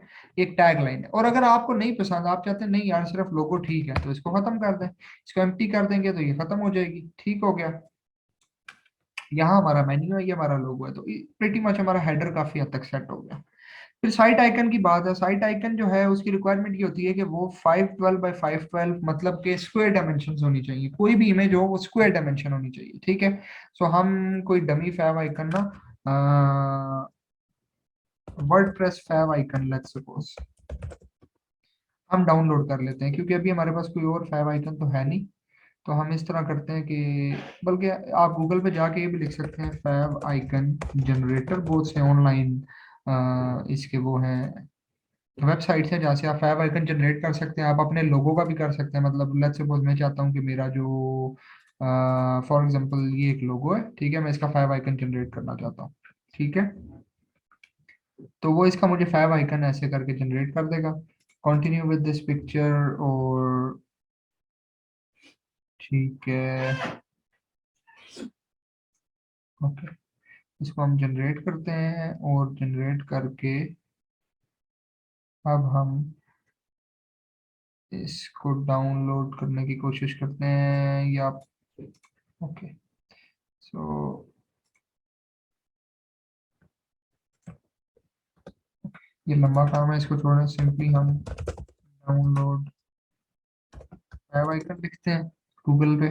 कोई इधर से फाइव आइकन हम इमेजेस यहाँ से पकड़ लेते हैं, ठीक है।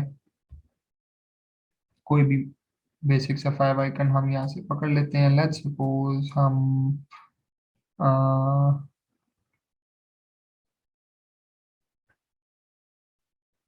कोई कंप्यूटर हार्डवेयर से रिलेटेड कोई आइकन पकड़ते हैं।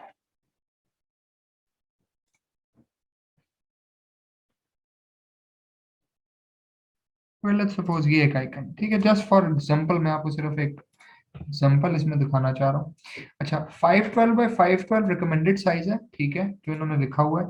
आप इससे कम ज्यादा भी कर सकते हैं, लेकिन should be square. Square means कि हाइट और विड्थ सेम होनी चाहिए, ठीक है। अब हम यहाँ ये जो आइकन हमने डाउनलोड किया है ना, हम इसी को लगा लेते हैं। जो भी है, हमने सिर्फ एक डेमो ही टेस्ट करना है। हमने इसको अपलोड किया, ठीक है। इसके बाद हमने इसको सिलेक्ट कर दिया और हमने इसको स्किप क्रॉपिंग किया।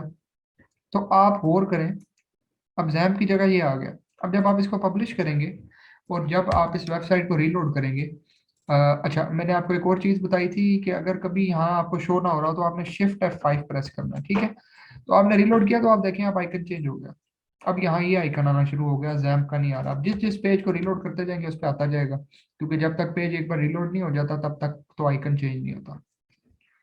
तो अब देखें, अब हमारी वेबसाइट पे ये आइकन आना शुरू होगा। तो ये फैव आइकन का काम है, ठीक है। Site icon, fav icon, what ever आप इसको कुछ भी कह सकते हैं। यहाँ से आप मेन्यूज भी चेंज कर सकते हैं। ये आपका मेन्यू है इस वक्त जो सेट हुआ हुआ है। ये हम अपीयरेंस से भी करते हैं, मैंने आपको बताया था। लोकेशन जो है, देखिए जैसे ये कह रहा है कि your theme can display menus in 2 location. वो इसलिए कह रहा है क्योंकि मैंने आपको बताया था कि हर थीम की मेन्यू डिस्प्ले करने की लोकेशन अपनी होती है। तो कोई थीम 5 6 7 लोकेशंस भी दे देते हैं, कुछ थीम सिर्फ हेडर देते हैं। हर थीम की ना अपनी वो होती है। तो क्योंकि अभी ये फ्री थीम है तो इसमें उसने बेसिक से 2 ऑप्शन दिए हुए हैं लोकेशंस को ऐड करने के, ठीक हो गया। तो ये मेन्यूज तो हम ऑलरेडी एक्सप्लोर कर चुके हैं, इस पर मैं दोबारा नहीं आऊंगा। विजिट्स भी हम एक्सप्लोर कर चुके हैं। वो कहता है your theme has 1 visit area. मैंने बताया था आपको कि थीम की जो विजिट एरियाज होते हैं, ये थीम टू थीम वेरीफाई करते हैं ना, वेरी करते हैं। हर थीम की अपनी विजिट एरिया हो सकती है। इस वजह से अभी आपको यहाँ कोई विजिट एरिया नजर नहीं आ रहा, क्योंकि हमारे थीम में ऐसे कोई विजिट्स है ही नहीं। आप गौर कर रहे हैं कि फुटर के अंदर फिक्स्ड आइटम्स हैं जो हैं, ठीक है। इसके बाद होम पेज सेटिंग्स में ये वो चीज़ है जो कि हमने फर्स्ट डे यहाँ से डैशबोर्ड में जाके सेटिंग्स के अंदर रीडिंग में जाके हमने किया था। हमने अपना होम पेज सेट किया था, आपको याद होगा, ठीक है। वो काम आप यहाँ से कस्टमाइजर से भी कर सकते हैं। आप यहाँ से अपना होम पेज डिस्प्ले कर सकते हैं, ठीक है।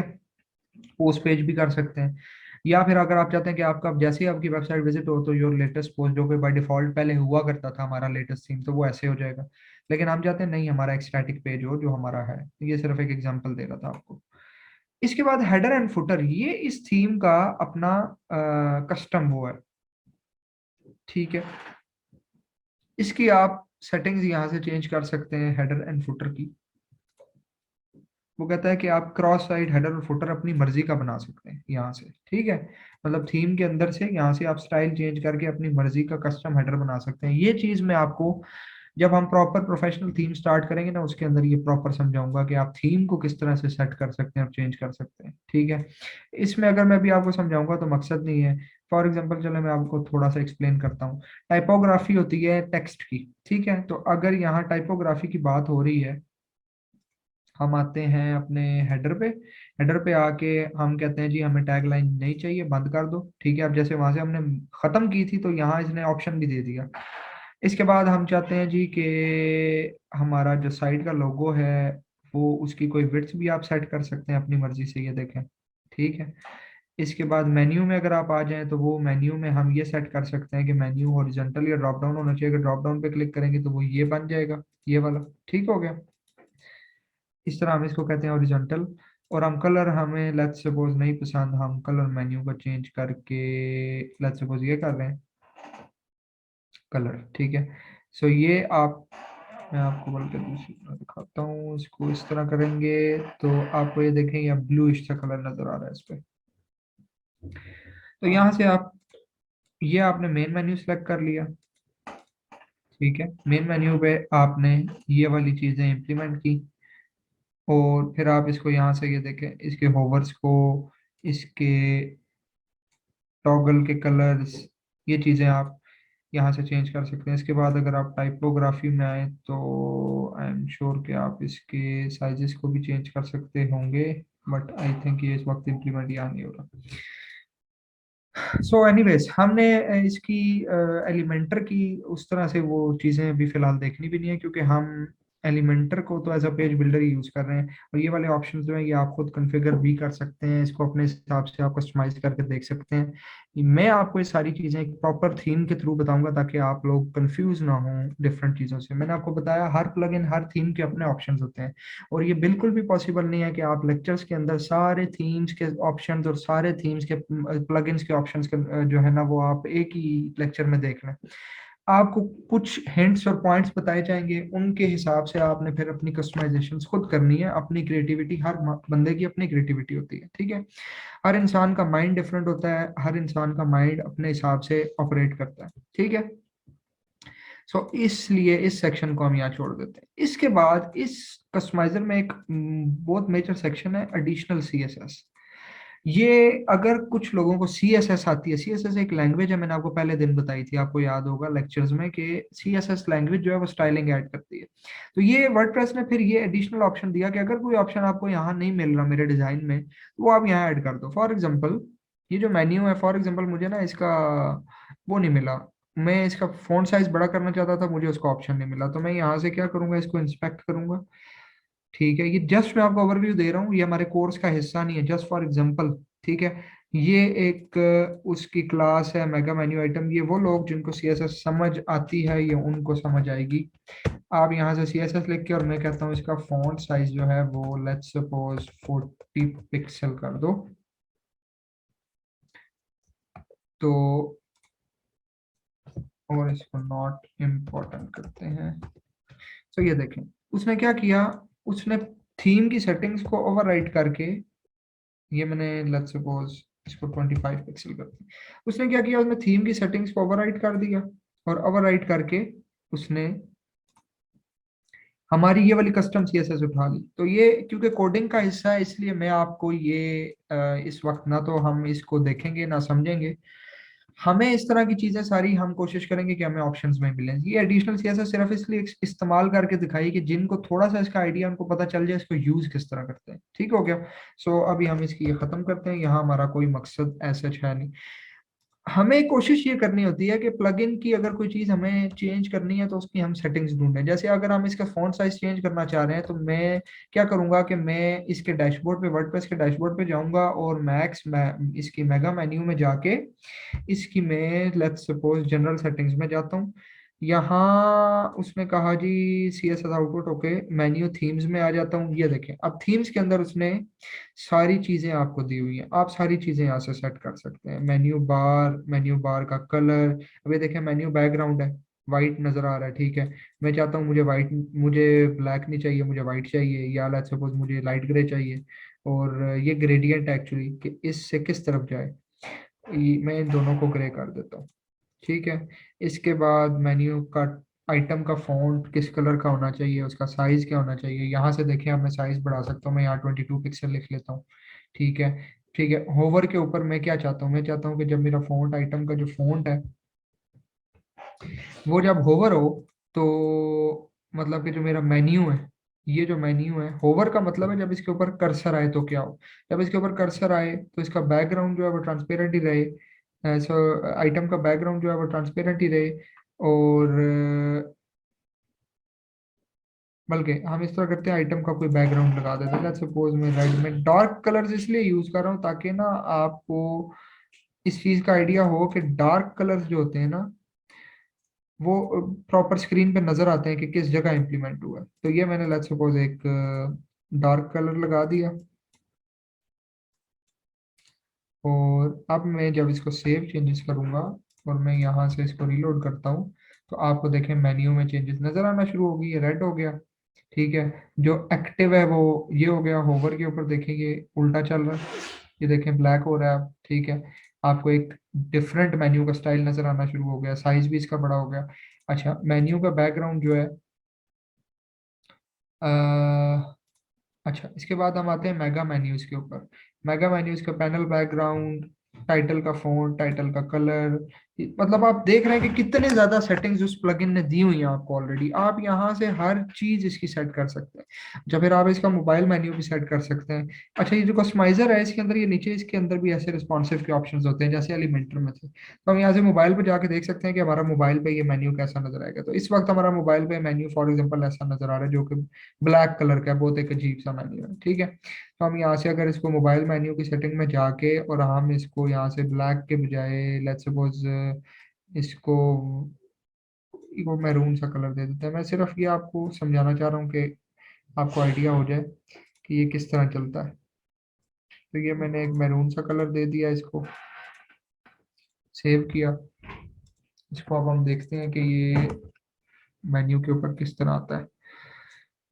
सो हम इसको दोबारा रीलोड करते हैं और कस्टमाइजर रीलोड करके मेन्यू पे इस पे जाते हैं, और ये देखें अब आपको ये इसमें ना ब्लूइश सा स्टाइल नजर आना शुरू हो गया। तो इस तरह करके आप मेन्यूज को अपने हिसाब से, या जो भी कोई प्लगइन, ये मेन्यू एक एग्जांपल है, आप इस तरह का कोई भी प्लगइन, कोई भी चीज अपने हिसाब से कस्टमाइज कर सकते हैं, प्रोवाइडेड कि उसकी सेटिंग्स में ऑप्शन दिया जाए। अब इस थीम में उन्होंने बहुत से ऑप्शंस दिए हुए हैं, विच इज गुड थिंग। आपके पास मल्टीपल ऑप्शंस जो है वो आ सकते हैं। अच्छा, इसके बाद इस थीम में उसने एक और ऑप्शन भी दिया है कि आप मेन्यू की कोई नई लोकेशन भी ऐड कर सकते हैं अपनी मर्जी से, ठीक है। साइड इस ये एक्चुअली फिर विजेट बन जाती है आपकी, ठीक है। और यहाँ फिर विजेट आती है। इस चीज को अभी आप उस तरह से समझ नहीं पाएंगे, इसलिए इस चीज को अभी हम छोड़ देते हैं। और हम थोड़ा सा जब वर्डप्रेस के ऊपर ग्रिप ले लेंगे ना, उसके बाद फिर आपको ये चीजें आसानी से समझ आना शुरू हो जाएंगी, ठीक है। सो ये तो हमारा बेसिक वर्डप्रेस की जो जितने भी इधर के सेटिंग के ऑप्शंस थे वो सारे मैंने आपको एक्सप्लोर करके दिखा दिए।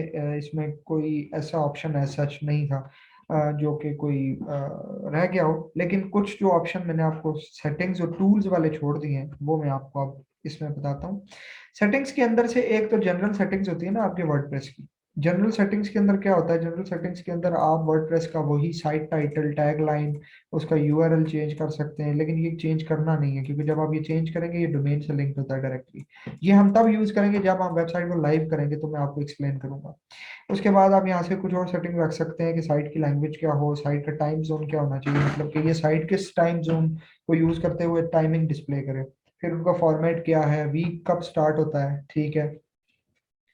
इसके बाद वर्डप्रेस के अंदर डिफरेंट किस्म के रोल्स होते हैं, ठीक है। जैसे अभी हम एज एन एडमिन लॉगिन है ना, ठीक है, ये फुल एक्सेस रोल होता है। इसके अलावा वर्डप्रेस के और रोल्स भी हैं, जैसे आपको ये नजर आ रहे हैं, contributor, author, editor, administrator, subscriber. Administrator सबसे हाई लेवल रोल होता है, इसके पास सब ऑप्शंस होते हैं। इसके बाद अगर आप कोई और यूजर्स बनाना चाहें ना, वो आप यूजर्स के सेक्शन से बना सकते हैं। आप यूजर्स के सेक्शन में जाएं, ऑल यूजर्स में, और यहाँ जाके आप ऐड न्यू पे क्लिक करके जब आप यहाँ कोई नया यूजर बनाएंगे, आप उसका रोल जो भी सेट करेंगे ना, वो उस मुताबिक उसको चीजें नजर आएंगी। जैसे मैं आपको ना एक एग्जांपल देता हूँ, मैं एक रोल बनाता हूँ ऑथर के नाम से, ठीक है। ऑथर, इसका ईमेल abc@xyz.com रख देते हैं, और फर्स्ट नेम इसको हम कहते हैं ऑथर, लास्ट नेम भी ऑथर कह देते हैं, और वेबसाइट कोई नहीं, पासवर्ड इसका हम 1 2 3 4 5 रख देते हैं, confirm use of week password, और इसका रोल नाम रखते हैं ऑथर, ठीक है। ऐड न्यू यूजर करते हैं। अब होगा क्या, अब आपकी इसी सेम वेबसाइट को दो लोग एक्सेस कर सकते हैं, एक तो एडमिन जो आप कर रहे हैं, और एक ऑथर। तो अब अगर मैं इसको लॉग आउट करता हूँ एज एन एडमिन, अपनी वेबसाइट को मैं लॉग आउट कर देता हूँ, और मैं यहाँ जाके एडमिन के बजाय लिखता हूँ ऑथर, और मैं इसका पासवर्ड रखता हूँ 1 2 3 4 5 जो है, और लॉग इन करता हूँ, तो आप देखें आपके सामने एक डैशबोर्ड वर्डप्रेस का दोबारा खुल गया, लेकिन ये लिमिटेड है। देखें यहाँ से मेन्यू में चीजें गायब हो गई, ठीक है। मतलब जिस रोल का जो मकसद है ना, सिर्फ उसको वही चीजें नजर आएंगी। ऑथर जो होता है ना, वो उसका काम होता है वेबसाइट के ऊपर ब्लॉग पोस्टिंग करना, पोस्ट डालना, ये चीजें करना। तो ये देखें, इसको पोस्ट का ऑप्शन नजर आ रहा है, अपनी प्रोफाइल चेंज करने का ऑप्शन, कमेंट्स जो कि ब्लॉग के ऊपर आते हैं उनको मैनेज करने का ऑप्शन, और मीडिया जो इमेजेस वगैरह है वो उसको मैनेज करने का ऑप्शन नजर आ रहा है। इसके अलावा आप देखें, उसको ना तो प्लगइन्स, ना थीम्स, अपीयरेंस, कस्टमाइज, कुछ नहीं नजर आ रहा, ठीक है। ना तो ये को प्लगइन ऐड कर सकता है, ना डिलीट कर सकता है, ये लिमिटेड प्रिविलेजेस रोल होते हैं, ठीक है। इस तरह आप मल्टीपल रोल्स अपने सिस्टम में डाल सकते हैं, अपने वर्डप्रेस की एक्सेस किसी और, फॉर एग्जांपल आपने एक वेबसाइट बनाई है और अब आपने एक कंटेंट राइटर उसमें रखा है, आप कहते हैं कि यार तुम डेली पोस्टिंग कर दो इस पे, वो कहता है जी कि मुझे कोई लॉगिन दे, तो आप अगर उसको एडमिन का लॉगिन दे देंगे तो वो रिस्की है कि यार एडमिन में वो बहुत सी चीजें छेड़ सकता है, ठीक है। तो आप उसको एक ऑथर का रोल बना के दे दें। इसी तरह अगर आप एक इसी रोल को आप में चेंज करके ना, ऑथर वाले को ही, इसका मैं एडिट करके इसका यूजर रोल चेंज करके मैं इसको एडिटर कर देता हूँ। इसको मैं यहाँ से कहता हूँ एडिटर। एडिटर क्या होता है, एडिटर वो बंदा होता है जो आपकी वेबसाइट का, आपके एडमिन का असिस्टेंट होता है ना। तो तकरीबन इसके पास एडमिन जैसे ही रोल्स होते हैं, ठीक है, लेकिन कुछ चीजों में ये लिमिटेड होता है। तो मैं अगर इसको ऑथर लिख के वही सेम पासवर्ड लगाता हूँ, अभी मैंने इसका रोल चेंज कर दिया ना, तो अब इसके पास देखें कुछ डिफरेंट ऑप्शन आ रहे हैं, अब इसके पास पेजेस भी आना शुरू हो गए, ठीक है। क्योंकि ये एडिटर है ना, तो एडिटर का मतलब है कि एडमिन का असिस्टेंट है, तो ये एडमिन के लिए पेज वगैरह बना सकता है, एडमिन को हेल्प कर सकता है कंटेंट लिखने में, ठीक हो गया। सो इस तरह आप यूजर्स के डिफरेंट किस्म के रोल्स वर्डप्रेस में बना सकते हैं, ठीक है। और अगर कोई यूजर आपका एक्टिव नहीं है, आप समझते हैं कि वो यूजेबल नहीं है, तो उस यूजर को मैं आपको सजेस्ट करूंगा कि आप उसको डिलीट कर दें। और डिलीट करते हुए वो आपसे पूछ रहा है कि डिलीट करते हुए इसको मैं क्या करूं, इसका सारा कंटेंट जो इसने लिखा हुआ वो भी डिलीट कर दूं, मतलब कि जो इसने अपनी प्रोफाइल से चीजें ऐड की थी, या वो सारी उठा के एडमिन को साइन कर दूं। तो बेहतर ऑप्शन तो ये है कि आप एडमिन को साइन कर दें, ताकि वो चीजें डिलीट ना हो। वरना क्या होगा कि डिलीट ऑल कंटेंट पे ये होगा कि इसने जितना कुछ लिखा होगा ना, वो सब डिलीट हो जाएगा, जो भी इसने काम अपनी प्रोफाइल से किया होगा आपकी वेबसाइट पे, तो वो आपकी वेबसाइट से गायब हो जाएगा। तो अभी हमने तो उस पर कुछ किया नहीं, तो मैं डिलीट ऑल कंटेंट पे क्लिक करके कंफर्म करता हूँ कि ऐसे डिलीट हो जाएगा, ठीक हो गया। इसके अलावा और अगर हम किसी ऑप्शन को करें, तो प्रोफाइल में आप जाके अपनी प्रोफाइल की सेटिंग्स ऊपर नीचे चेंज कर सकते हैं, ठीक है। यूजर नेम और अपनी बायोग्राफिक इन्फो, ये यूजुअली वर्डप्रेस पे लोग इतना ज्यादा इस पे फोकस करते नहीं है, क्योंकि ये इतनी कहीं सामने ना तो डिस्प्ले हो रही होती है, और वर्डप्रेस बैकएंड के लिए ये चीजें इतनी इंपॉर्टेंट नहीं है, ठीक है। इसके अलावा हमें जो चीजें देखनी है सेटिंग्स के अंदर, जनरल हमने देख लिया, उसके बाद हम आते हैं राइटिंग में। राइटिंग में क्या है, जो फर्स्ट मैंने आपको बताया था ब्लॉग्स, ये मेल सर्वर्स और ये सारी चीजें हैं, ये स्टिल आपके उसका कंटेक्स्ट नहीं है हमारा, इसलिए हम इस पर डिस्कशन नहीं करते, क्योंकि वो आपको चीजें फिर क्लटर करती जाएंगी। रीडिंग की हम डिस्कशन कर चुके हैं, यहाँ से हम स्टैटिक पेज सेट कर सकते हैं, पोस्ट का भी हम पेज सेट कर सकते हैं अगर हमको ब्लॉग का पेज डेडिकेटेडली देना चाहते हैं। इसके बाद ये एक ऑप्शन है search engine visibility, discourage search engine from indexing this site. अगर आप इसको चेक कर देंगे तो इसका मतलब ये होगा कि और अच्छा, ये लोकली ये ऑप्शन कोई काम नहीं करेगा, इसका कोई मकसद नहीं, क्योंकि आप इंटरनेट से तो कनेक्टेड ही नहीं है ना, आप तो लोकल काम कर रहे हैं। लेकिन जब आप लाइव काम कर रहे होंगे किसी सर्वर के ऊपर, तो आपकी वेबसाइट गूगल में इंडेक्स भी होगी ना, गूगल में कहीं ना कहीं तो नजर आ रही होगी। तो ये ऑप्शन इसलिए होता है कि अगर आप अभी आपकी वेबसाइट रेडी नहीं है, आप नहीं चाहते कि गूगल पे लोग इसको देख सकें, जिसके पास यूआरएल है वो तो देख सकेगा, लेकिन नॉर्मली कोई बंदा गूगल पे सर्च करे तो आपकी वेबसाइट ना शो हो, तो फिर आप इसको अनचेक करें, इसको चेक करेंगे तो फिर आपकी वेबसाइट डिस्करेज करेगी सर्च इंजन को इंडेक्स करने से, मतलब कि ये कहेगी कि मुझे मत लिस्ट करो अपने सर्च के अंदर। ठीक है। इसके बाद डिस्कशन में आते हैं, तो ये कमेंट से रिलेटेड सारी चीजें, ब्लॉग से, ये सारी सेटिंग्स ब्लॉग से रिलेटेड है, क्योंकि मैंने आपको बताया था कि वर्डप्रेस स्टार्ट ही ब्लॉग से हुआ था। तो इसलिए ब्लॉग की इसके अंदर बेसिक ऑप्शंस होती हैं, कोई थीम कोई प्लगइन की रिक्वायरमेंट नहीं होती। बाकी ऑप्शंस आपने कुछ देखे, कुछ चीजें ऊपर नीचे हो रही हैं, विजेट्स ऊपर नीचे हो जाती हैं, प्लगइन्स थीम्स ऊपर नीचे, सॉरी मेन्यूज आपके ऊपर नीचे हो रहे हैं, कुछ ऑप्शन आते हैं, कुछ थीम के साथ आते हैं, कुछ प्लगइन के साथ आते हैं। लेकिन ये कोर फंक्शनलिटीज हैं, ये आप कुछ भी ना इंस्टॉल करें तब भी ये पहले से होती है। ठीक हो गया। तो ये सारी सेटिंग्स है, इनको आप अपने हिसाब से ट्वीक कर सकते हैं। इसके बाद हम आते हैं मीडिया में। मीडिया में आप अपनी ना सेटिंग्स कर सकते हैं कि आपकी जो पोस्ट्स हों या आपके प्रोडक्ट्स हों या कोई भी चीज़ हो, उनका डिफॉल्ट क्या साइज होना चाहिए, थंबनेल साइज क्या है, मीडियम साइज क्या है, और लार्ज साइज क्या है। ये साइज जो साइज आप यहाँ रखते हैं उस हिसाब से फिर चीज़ें आपकी कस्टमाइज होती हैं। ठीक है। ये सारी चीजें अभी आपको मे भी समझ ना आ रही हो, लेकिन आपको सिर्फ मैं जनरल ओवरव्यू करवा रहा हूँ, क्योंकि ये चीजें आगे जाके यूज होंगी, तो एटलीस्ट आपको इनका नॉलेज जरूर होना चाहिए। इसके बाद परमालिंक्स है।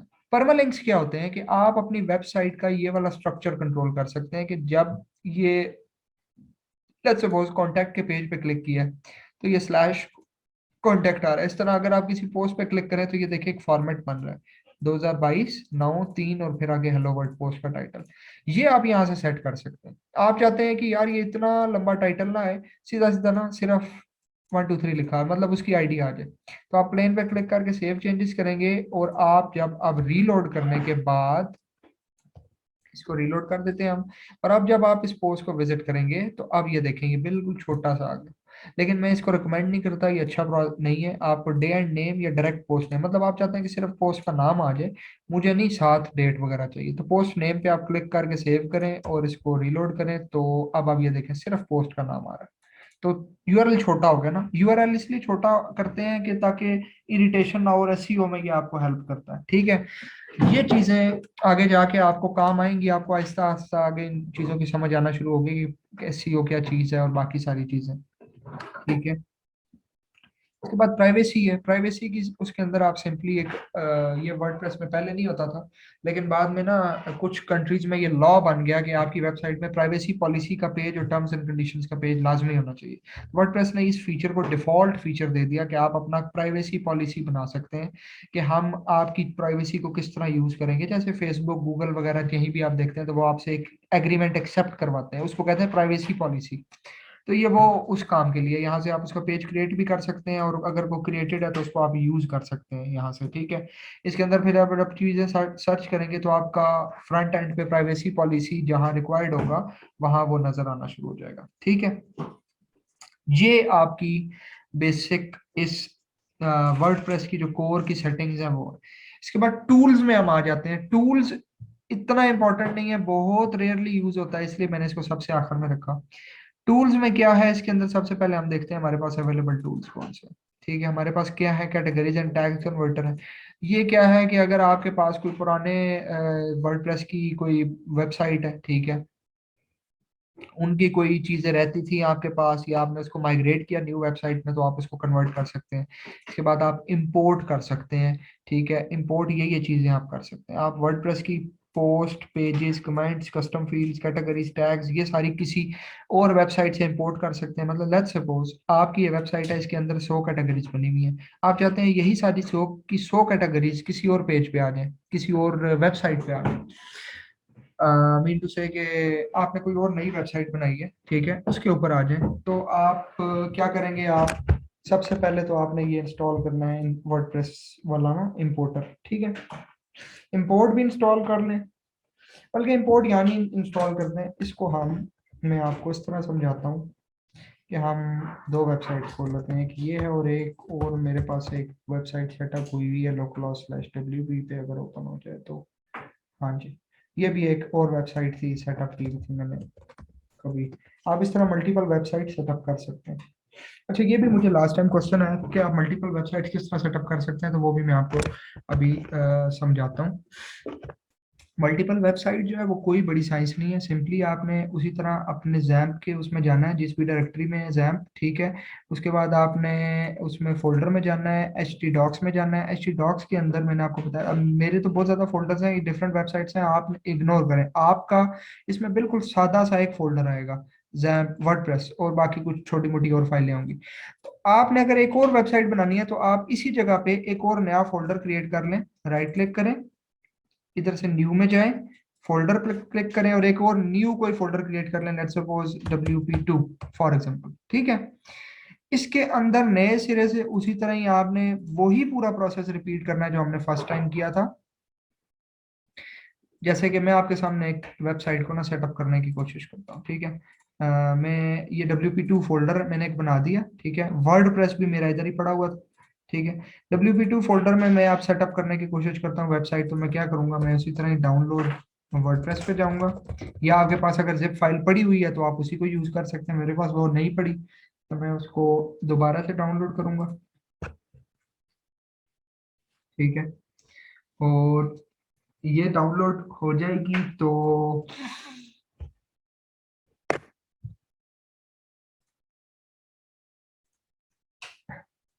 हाँ जी, मेरे पास यहाँ फाइल पड़ी नहीं हुई, वरना मैं इसको डायरेक्टली यूज कर लेता। तो हम इसको वेट करते हैं, आप इसको डाउनलोड हो देते हैं।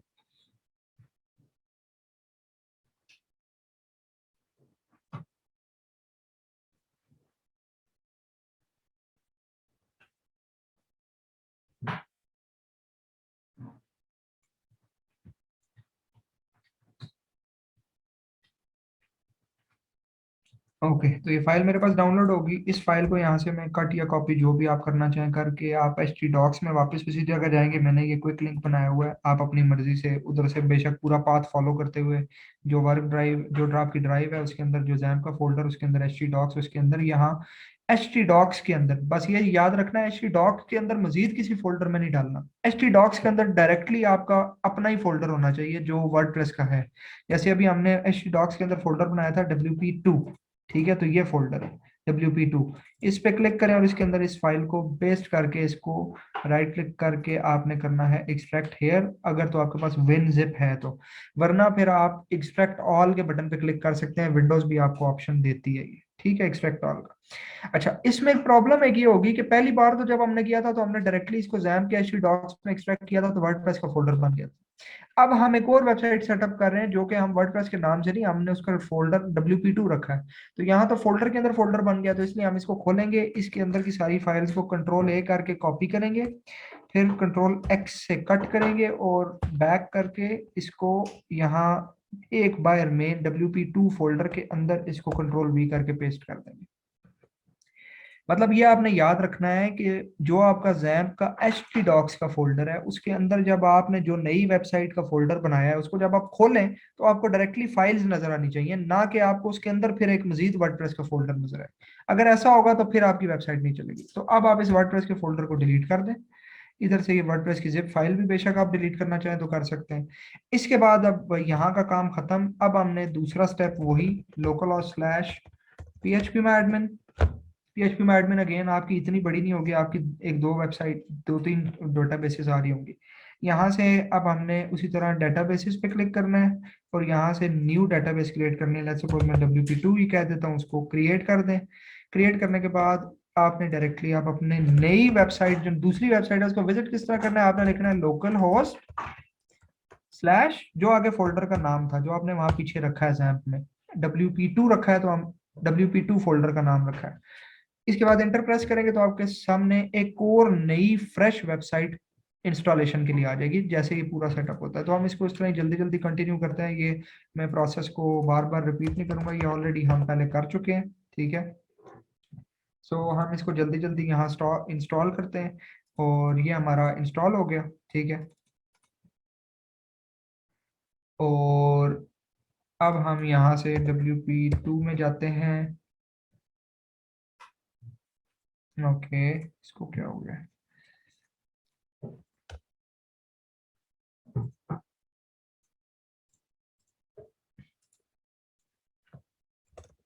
ओके, यहाँ से हम दोबारा PHP में एडमिन में जाते हैं।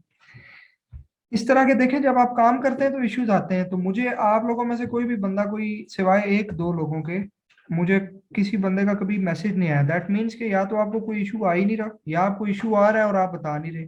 ठीक है, तो अभी ये हमें दोबारा से इसको कॉन्फ़िगर करना पड़ेगा, क्योंकि ये कॉन्फ़िगर नहीं हुआ। तो हम इसको एक बार दोबारा से एक्सट्रैक्ट कर लेते हैं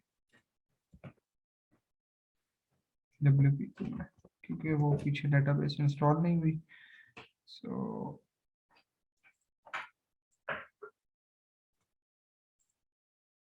वंस अगेन यहाँ से एक्सट्रैक्ट हेयर कर लेते हैं।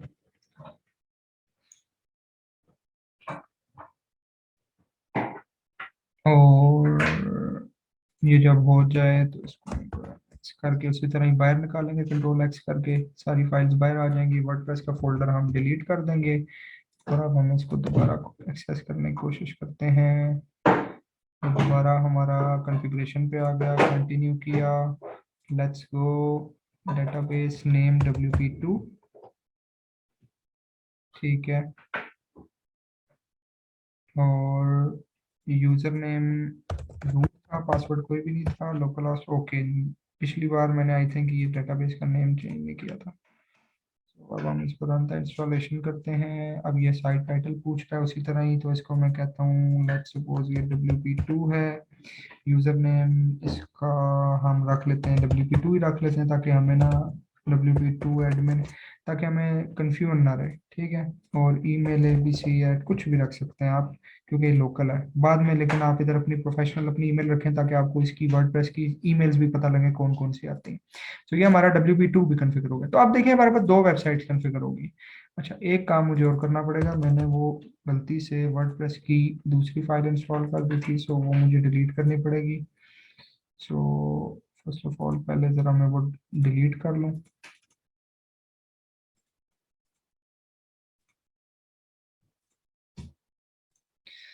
ओके, सो यहाँ से हम ओके, तो अब देखें, एक ये वेबसाइट है मेरी, और ये डिफॉल्ट अगेन उसी तरह ही पहले दिन जिस तरह हमने पहले लेक्चर में सेटअप की थी, ये उस पर आ गई। और एक हमारी अपनी वेबसाइट है, जो कि हमारी ऑलरेडी बनी हुई थी, जो हमने बनाई थी पहले से, जो हम जिस पे हम काम कर रहे हैं वो ये है आपके सामने। ठीक है, तो अब देखिए, ये दो वेबसाइट्स हैं अलग अलग, एक वर्डप्रेस के फोल्डर में है, एक WP2 में। इस तरह आप मल्टीपल जितनी मर्जी बनाते जाए आप बना सकते हैं। तो अब मैं लेट्स सपोज मैं आपको एग्जांपल देता हूँ, मैं दोनों का एडमिन लॉगिन कर लेता हूँ। यहाँ से हम वर्डप्रेस का भी लॉगिन कर लेते हैं, और यहाँ से हम ये वर्डप्रेस हमारी जो मेन वेबसाइट है, जिसपे हम पहले से काम कर रहे हैं, ये उसका लॉगिन हो गया एडमिन। और ये दूसरा जो एडमिन है, एक ये एडमिन है हमारे पास, और एक ये एडमिन है। तो एक हमने ये वाला लॉगिन कर लिया, जो कि हमारी पुरानी वेबसाइट है, और ये अब नया नई वेबसाइट है, इसका भी एडमिन पैनल लॉगिन कर लेता हूँ, ताकि कोई प्रॉब्लम ना आए। इसमें जाता हूँ, और इसका पासवर्ड था, यूजर नेम WP2 था, पासवर्ड WP2 एडमिन था। हमने इसको किया, तो अब हमारे पास दो वर्डप्रेस डैशबोर्ड्स लॉगिन हो जाएंगे। लेकिन आप डिफरेंस देखिएगा इसमें, देखें इसमें आपको कोई एक्स्ट्रा ऑप्शन नहीं नजर आ रहा, क्योंकि ये बिल्कुल एक फ्रेश वेबसाइट है। इसके अंदर हमारे एक्स्ट्रा ऑप्शन है, एलिमेंटर है, टेम्पलेट्स है, मेगा मेन्यू है। ये अब दो अलग वेबसाइट्स, ठीक है। अब लेट्स सपोज यहाँ से मैं पोस्ट्स में जाता हूँ और कैटेगरीज देखता हूँ, तो हमारे पास यहाँ हमने ये दो कैटेगरीज बनाई थी, वर्डप्रेस और थीम्स, ठीक है। और यहाँ पोस्ट्स के अंदर अगर मैं जाता हूँ, तो यहाँ हमने एक पोस्ट बनाई थी, वर्डप्रेस पोस्ट टेस्ट। अब इस दूसरे डैशबोर्ड पे जाता हूँ, इसकी पोस्ट पे क्लिक करता हूँ, तो यहाँ क्या होगा, यहाँ आपको एक ही पोस्ट नजर आ रही है, क्योंकि फ्रेश वेबसाइट है, और इसकी कैटेगरीज भी एक ही होगी, अनकैटेगराइज्ड। लेट्स सपोज इस तरह की, जैसे यहाँ एक है, यहाँ 100 पोस्ट्स होती, और यहाँ कैटेगरीज में आप जाते हैं तो यहाँ 50 कैटेगरीज होती हैं। अभी तो एक है, आप यहाँ खुद भी बना सकते हैं नए सिरे से, लेकिन आपकी यहाँ होती तो। अब यहाँ आपका इंपोर्ट एक्सपोर्ट का टूल यूज होगा। आप इस वेबसाइट से डाटा एक्सपोर्ट करेंगे और इसमें इंपोर्ट करेंगे। तो पहले मैं इस वेबसाइट पर जाता हूँ, और इधर से मैं टूल्स में जाके इंपोर्ट पे क्लिक सॉरी एक्सपोर्ट पे क्लिक करता हूँ, क्योंकि हमने एक्सपोर्ट करना है। वो कहता है क्या एक्सपोर्ट करना है, मैं कहता हूँ जी मैंने पोस्ट एक्सपोर्ट करनी है। वो कहता है जी पोस्ट में क्या क्या, सारी कैटेगरी, सारे ऑथर्स की सारी पोस्टें, हम कहते हैं जी सारी। डाउनलोड करेंगे आप, ये एक्सपोर्ट फाइल डाउनलोड होगी है, ठीक है। दूसरी वेबसाइट में इंपोर्ट करना है, तो हम टूल्स में जाके इंपोर्ट पे क्लिक करेंगे और वो पूछेगा कौन से टूल के थ्रू इंपोर्ट करना है, हम कहेंगे वर्डप्रेस का जो अपना है, तो इंस्टॉल नाउ पे क्लिक करेंगे, ये टूल इंस्टॉल हो जाएगा। और जब ये टूल आपका इंस्टॉल हो जाएगा, भी इसको टाइम देते हैं, उसके बाद रन इंपोर्टर पे हम क्लिक करेंगे, वो कहेगा जी फाइल दो मुझे। हम यहाँ चूज करेंगे वो फाइल जो भी हमने पिछली वेबसाइट से डाउनलोड की है, ये वाली, इसको हम लगा के अपलोड फाइल एंड इंपोर्ट पे क्लिक करेंगे, वो कहेगा जी इसके अंदर फलां यूजर नेम है, उसकी पोस्ट आपने किस यूजर को देनी है, जो हमारा करंट यूजर अभी WP2 है उसको, या कोई और नया यूजर बनाना है, हम कहेंगे इसी को ही। और हम कहेंगे कि इसको करो download and import file attachments, मतलब अगर फाइल के अंदर कोई इमेजेस हैं, कोई हमने उस वेबसाइट पे कोई इमेजेस वगैरह हैं, तो वो प्रॉपर डाउनलोड करके हमारी इस वेबसाइट में उसको नए सिरे से इंपोर्ट करो खुद ही, हमें ना करना पड़े। ये करने के बाद जब आप सबमिट पे क्लिक करेंगे, उसने कहा जी ऑल डन, क्योंकि वो फाइल बहुत छोटी सी थी, ये टाइम ले सकता है प्रोसेस, लेकिन हमारी फाइल बहुत छोटी सी थी और फिर हम लोकल सर्वर पे हैं, ये ज्यादा फास्ट होता है। अब जब आप पोस्ट पे जाएंगे तो आप ये देखें, आपको हेलो वर्ल्ड एक और हेलो वर्ल्ड एक और भी नजर आ गई, और वर्डप्रेस टेस्ट भी। दो हेलो वर्ल्ड इसलिए है क्योंकि एक हेलो वर्ल्ड उसने इस वेबसाइट से एक्सपोर्ट कर दी है, एक इसकी अपनी थी, और एक वर्डप्रेस पोस्ट टेस्ट पहले इस पे भी थी, वो अब यहाँ भी आ गई। इस तरह से आपको ये फायदा होता है। इसके अलावा आप यहाँ से पेजेस पे जाके पेज भी एक्सपोर्ट कर सकते हैं, मीडिया में जाके आप मीडिया की इमेजेस, ऑल कंटेंट पे क्लिक करेंगे ना और डाउनलोड करेंगे, तो ये सब कुछ एक्सपोर्ट कर देगा। जैसे अब मैंने ऑल कंटेंट पे किया, एक और फाइल डाउनलोड हुई, अब मैं यहाँ दोबारा आया, यहाँ मैं गया अगेन से टूल्स पे और इंपोर्ट पे, इंपोर्ट पे जाकर मैंने वर्डप्रेस वाले को रन इंपोर्टर किया, और मैंने यहाँ इस बार ये नई वाली फाइल ये वाली इंपोर्ट कर दी। अब जब मैं अपलोड फाइल एंड इंपोर्ट करूंगा और मैं इसको WP2 को साइन करूंगा, ओके सॉरी, मैंने गलती कर दी इंपोर्ट करते हुए, मैंने वो चेक नहीं किया था ऑप्शन अटैचमेंट्स वाला, तो इसमें क्या होगा कि इमेजेस नहीं शो होंगी। चलो वो भी मैं बल्कि आपको डेमो दिखाता हूँ। अब अगर आप जाए ना पेजेस में, तो आप देखें आपको पेजेस सारे अब यहाँ भी नजर आना शुरू हो गए, हालांकि ये तो नई वेबसाइट है फ्रेश WP2, इसमें तो पेजेस नहीं थे, कहाँ से आए, ये हमारे पुरानी वेबसाइट से हमने इंपोर्ट कर लिए, ठीक हो गया। और लेकिन इसमें एक प्रॉब्लम क्या आएगी, अब जब हम इस वेबसाइट को विजिट करेंगे तो हमने इस पेज के अंदर, यहाँ से हम लेट्स सपोज होम पेज पे जाते हैं, तो इसके अंदर ये वाली जो अटैचमेंट्स हैं, ये अभी तक अगर आप गौर करेंगे ना, तो आपको इनका URL, मतलब कि ये लोड इस वेबसाइट से हो रहे हैं, पुरानी से ही, ये देख रहे हैं localhost/wordpress, इसलिए नजर आ रही है। अगर ये इस वेबसाइट पे होती, मतलब अगर मैं ये वर्डप्रेस वाली वेबसाइट डिलीट कर दूं, तो ये ऑटोमेटिकली खराब हो जाएंगी। उसके लिए ये होता है कि हम जब अपलोड एंड फाइल इंपोर्ट करते हैं और हम एग्जिस्टिंग यूजर को download and import file attachments करेंगे, तो उससे बेनिफिट फिर ये होता है कि ये वाली सारी जो फाइल्स हैं, ये इंपोर्ट हो जाती हैं हमारे इसके बीच में, ठीक है। सो अगर मैं यहाँ से जाता हूँ दोबारा, अब हमने इंपोर्ट कर लिया, पेजेस में जाता हूँ और ये होम पेज है हमारे पास, ठीक है। और इस होम पेज को हम करते हैं open image in new tab. तो अब ये देखें, अब ये वाली इमेज localhost/WP2 से आना शुरू होगी, ठीक है, जो हमारी नई वेबसाइट है, और ये ठीक है। अब बेशक वर्डप्रेस वाली वेबसाइट ये जो पुरानी है हमारी, हम इसको खत्म भी कर दें, डिलीट भी कर दें, यहाँ इमेजेस फिर भी रहेंगी। पहले क्या हो रहा था, वो इधर से लिंक कर रही थी, तो जैसे ही ये डिलीट होता, ये ऑटोमेटिकली खराब हो जाता दूसरा वाला पेज, ठीक है। सो ये आपका पूरा वर्डप्रेस डैशबोर्ड का स्ट्रक्चर है। आई डोंट थिंक सो कि इसके बीच में कोई चीज ऐसी है जो कि मिस है, या कोई ऐसी चीज है जो मैंने आपको इसमें छोड़ दी है। हाँ, एक मुझे और चीज याद आ गई, वो भी जल्दी जल्दी से आपको बता देता हूँ। अपीयरेंस में जब आप मेन्यूज में जाते हैं, ठीक है, तो आपके पास यहाँ ऊपर ये स्क्रीन ऑप्शंस का बटन है, ये वर्डप्रेस में काफी जगह होता है, इसके अंदर कुछ चीजें ऐसी हैं जो आपको यहाँ नजर नहीं आ रही ना, वो आप यहाँ से खोल के लगा सकते हैं। मतलब फॉर एग्जांपल आप किसी टैग को इन मेन्यू में ऐड करना चाहते हैं, वो यहाँ आपको नजर नहीं आ रहा, तो आप यहाँ स्क्रीन ऑप्शंस में जाएं, तो यहाँ ये देखें टैग्स का ऑप्शन है, आप इस पे क्लिक करें, तो अब ये देखें, अब ये टैग्स का भी आ गया। अब यहाँ ये आपको टैग्स भी दिखाएगा, वो जो ABC वगैरह बनाए थे हमने। अब जब हम ABC को क्लिक करके इधर हम ऐड टू मेन्यू करेंगे, तो क्या होगा, अब ये टैग भी हम ऐड कर सकते हैं। इसी तरह जब हम आगे चल के वर्डप्रेस वेबसाइट के अंदर ई कॉमर्स इंट्रोड्यूस करेंगे, मतलब कि प्रोडक्ट्स सेलिंग, ऑनलाइन सेलिंग वाला काम करेंगे, तो फिर आप देखेंगे कि यहाँ प्रोडक्ट्स की कैटेगरीज नहीं शो हो रही होंगी। ये जो कैटेगरीज हैं पोस्ट की है ना, इस तरह प्रोडक्ट की कैटेगरीज होती हैं वो नहीं नजर आ रही होंगी, वो भी फिर हम यहाँ स्क्रीन ऑप्शंस के अंदर से जाके उनको चेक करेंगे, फिर वो नजर आ जाएंगे। इस तरह अगर मेगा मेन्यू की सेटिंग्स हमें नहीं चाहिए, हम इनको अनचेक कर देंगे, वो गायब हो जाएंगे।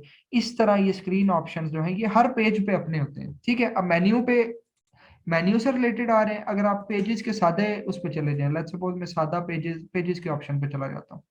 यहाँ स्क्रीन ऑप्शंस पे जब आप क्लिक करेंगे, ये आप पेजेस से रिलेटेड डाटा शो कर रहा है, ये कह रहा है भाई ऑथर कॉलम में शो करना है कि नहीं करना। हम कहते हैं जी नहीं करना, तो ये गायब हो गया। शो किया तो शो हो गया। इस तरह वो कहता है जी कि आपको कितने आइटम्स पर पेज चाहिए, अभी देखें ना वो यहाँ अभी क्योंकि आइटम्स ही कम है, लेट्स सपोज मैं इसको ना कहता हूँ कि मुझे 5 आइटम्स पर पेज चाहिए, और जब मैं इसको अप्लाई करूंगा ना तो क्या होगा। अब ये देखें आप, हमारा ये जो पेज है ये दो हिस्सों में कन्वर्ट हो गए। 7 आइटम्स है टोटल, 5 एक पेज पे आनी है तो 2 पेज बन गए, ठीक है। सो इस तरह से आप स्क्रीन ऑप्शंस को भी देख सकते हैं। ये वर्डप्रेस की कुछ डीप वो थी चीजें जो कि मेनली ट्यूटोरियल्स में देखने को नहीं मिलती, ठीक है। सो ये था पूरा वर्डप्रेस का कोर्स, सॉरी कोर्स नहीं, मतलब वर्डप्रेस का ये बेसिक डैशबोर्ड का पूरा स्ट्रक्चर मैंने आपको एक्सप्लेन करने की कोशिश की आज के लेक्चर में।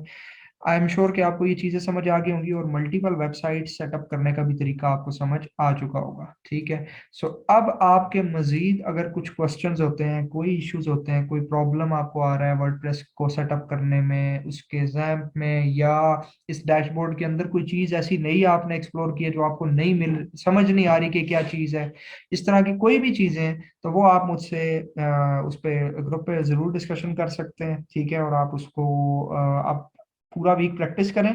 और आपने अब इसको प्रैक्टिस इतनी करनी है कि हम जब नेक्स्ट वीक हम एक प्रॉपर थीम सेटअप करके स्टार्ट करें ना, तो हमें पता हो कि मैं जब कोई टर्म यूज करूंगा, theme, taxonomy, categories, tags, appearance, customize, menu, menu submenu, parent category, ये वाली चीजें आपको पता होनी चाहिए, ठीक है। तो इस पे आपने खूब प्रैक्टिस करनी है, एलिमेंटर को पूरी तरह से खंगाल लेना है।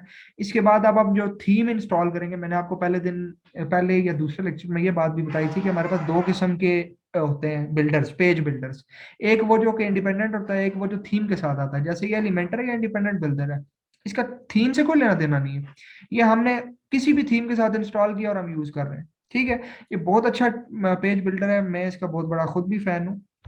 लेकिन अब जो हम थीम इंस्टॉल करेंगे, उसका एक अपना पेज बिल्डर है, हम उसको यूज करेंगे क्योंकि वो उस थीम के साथ ज्यादा अच्छा कंपैटिबल है, और वो भी बहुत प्रोफेशनल और अच्छा थीम है, और पेज बिल्डर भी उसका अच्छा है। लेकिन अगर कोई ऐसा थीम हो जिसके साथ पेज बिल्डर कोई मजे का नहीं है, आपको पसंद नहीं है, आप उसको छोड़ के एडिट विद उसका एलिमेंटर का प्लगइन इंस्टॉल करें, और आप उस थीम के साथ इस प्लगइन में काम कर सकते हैं, ठीक है।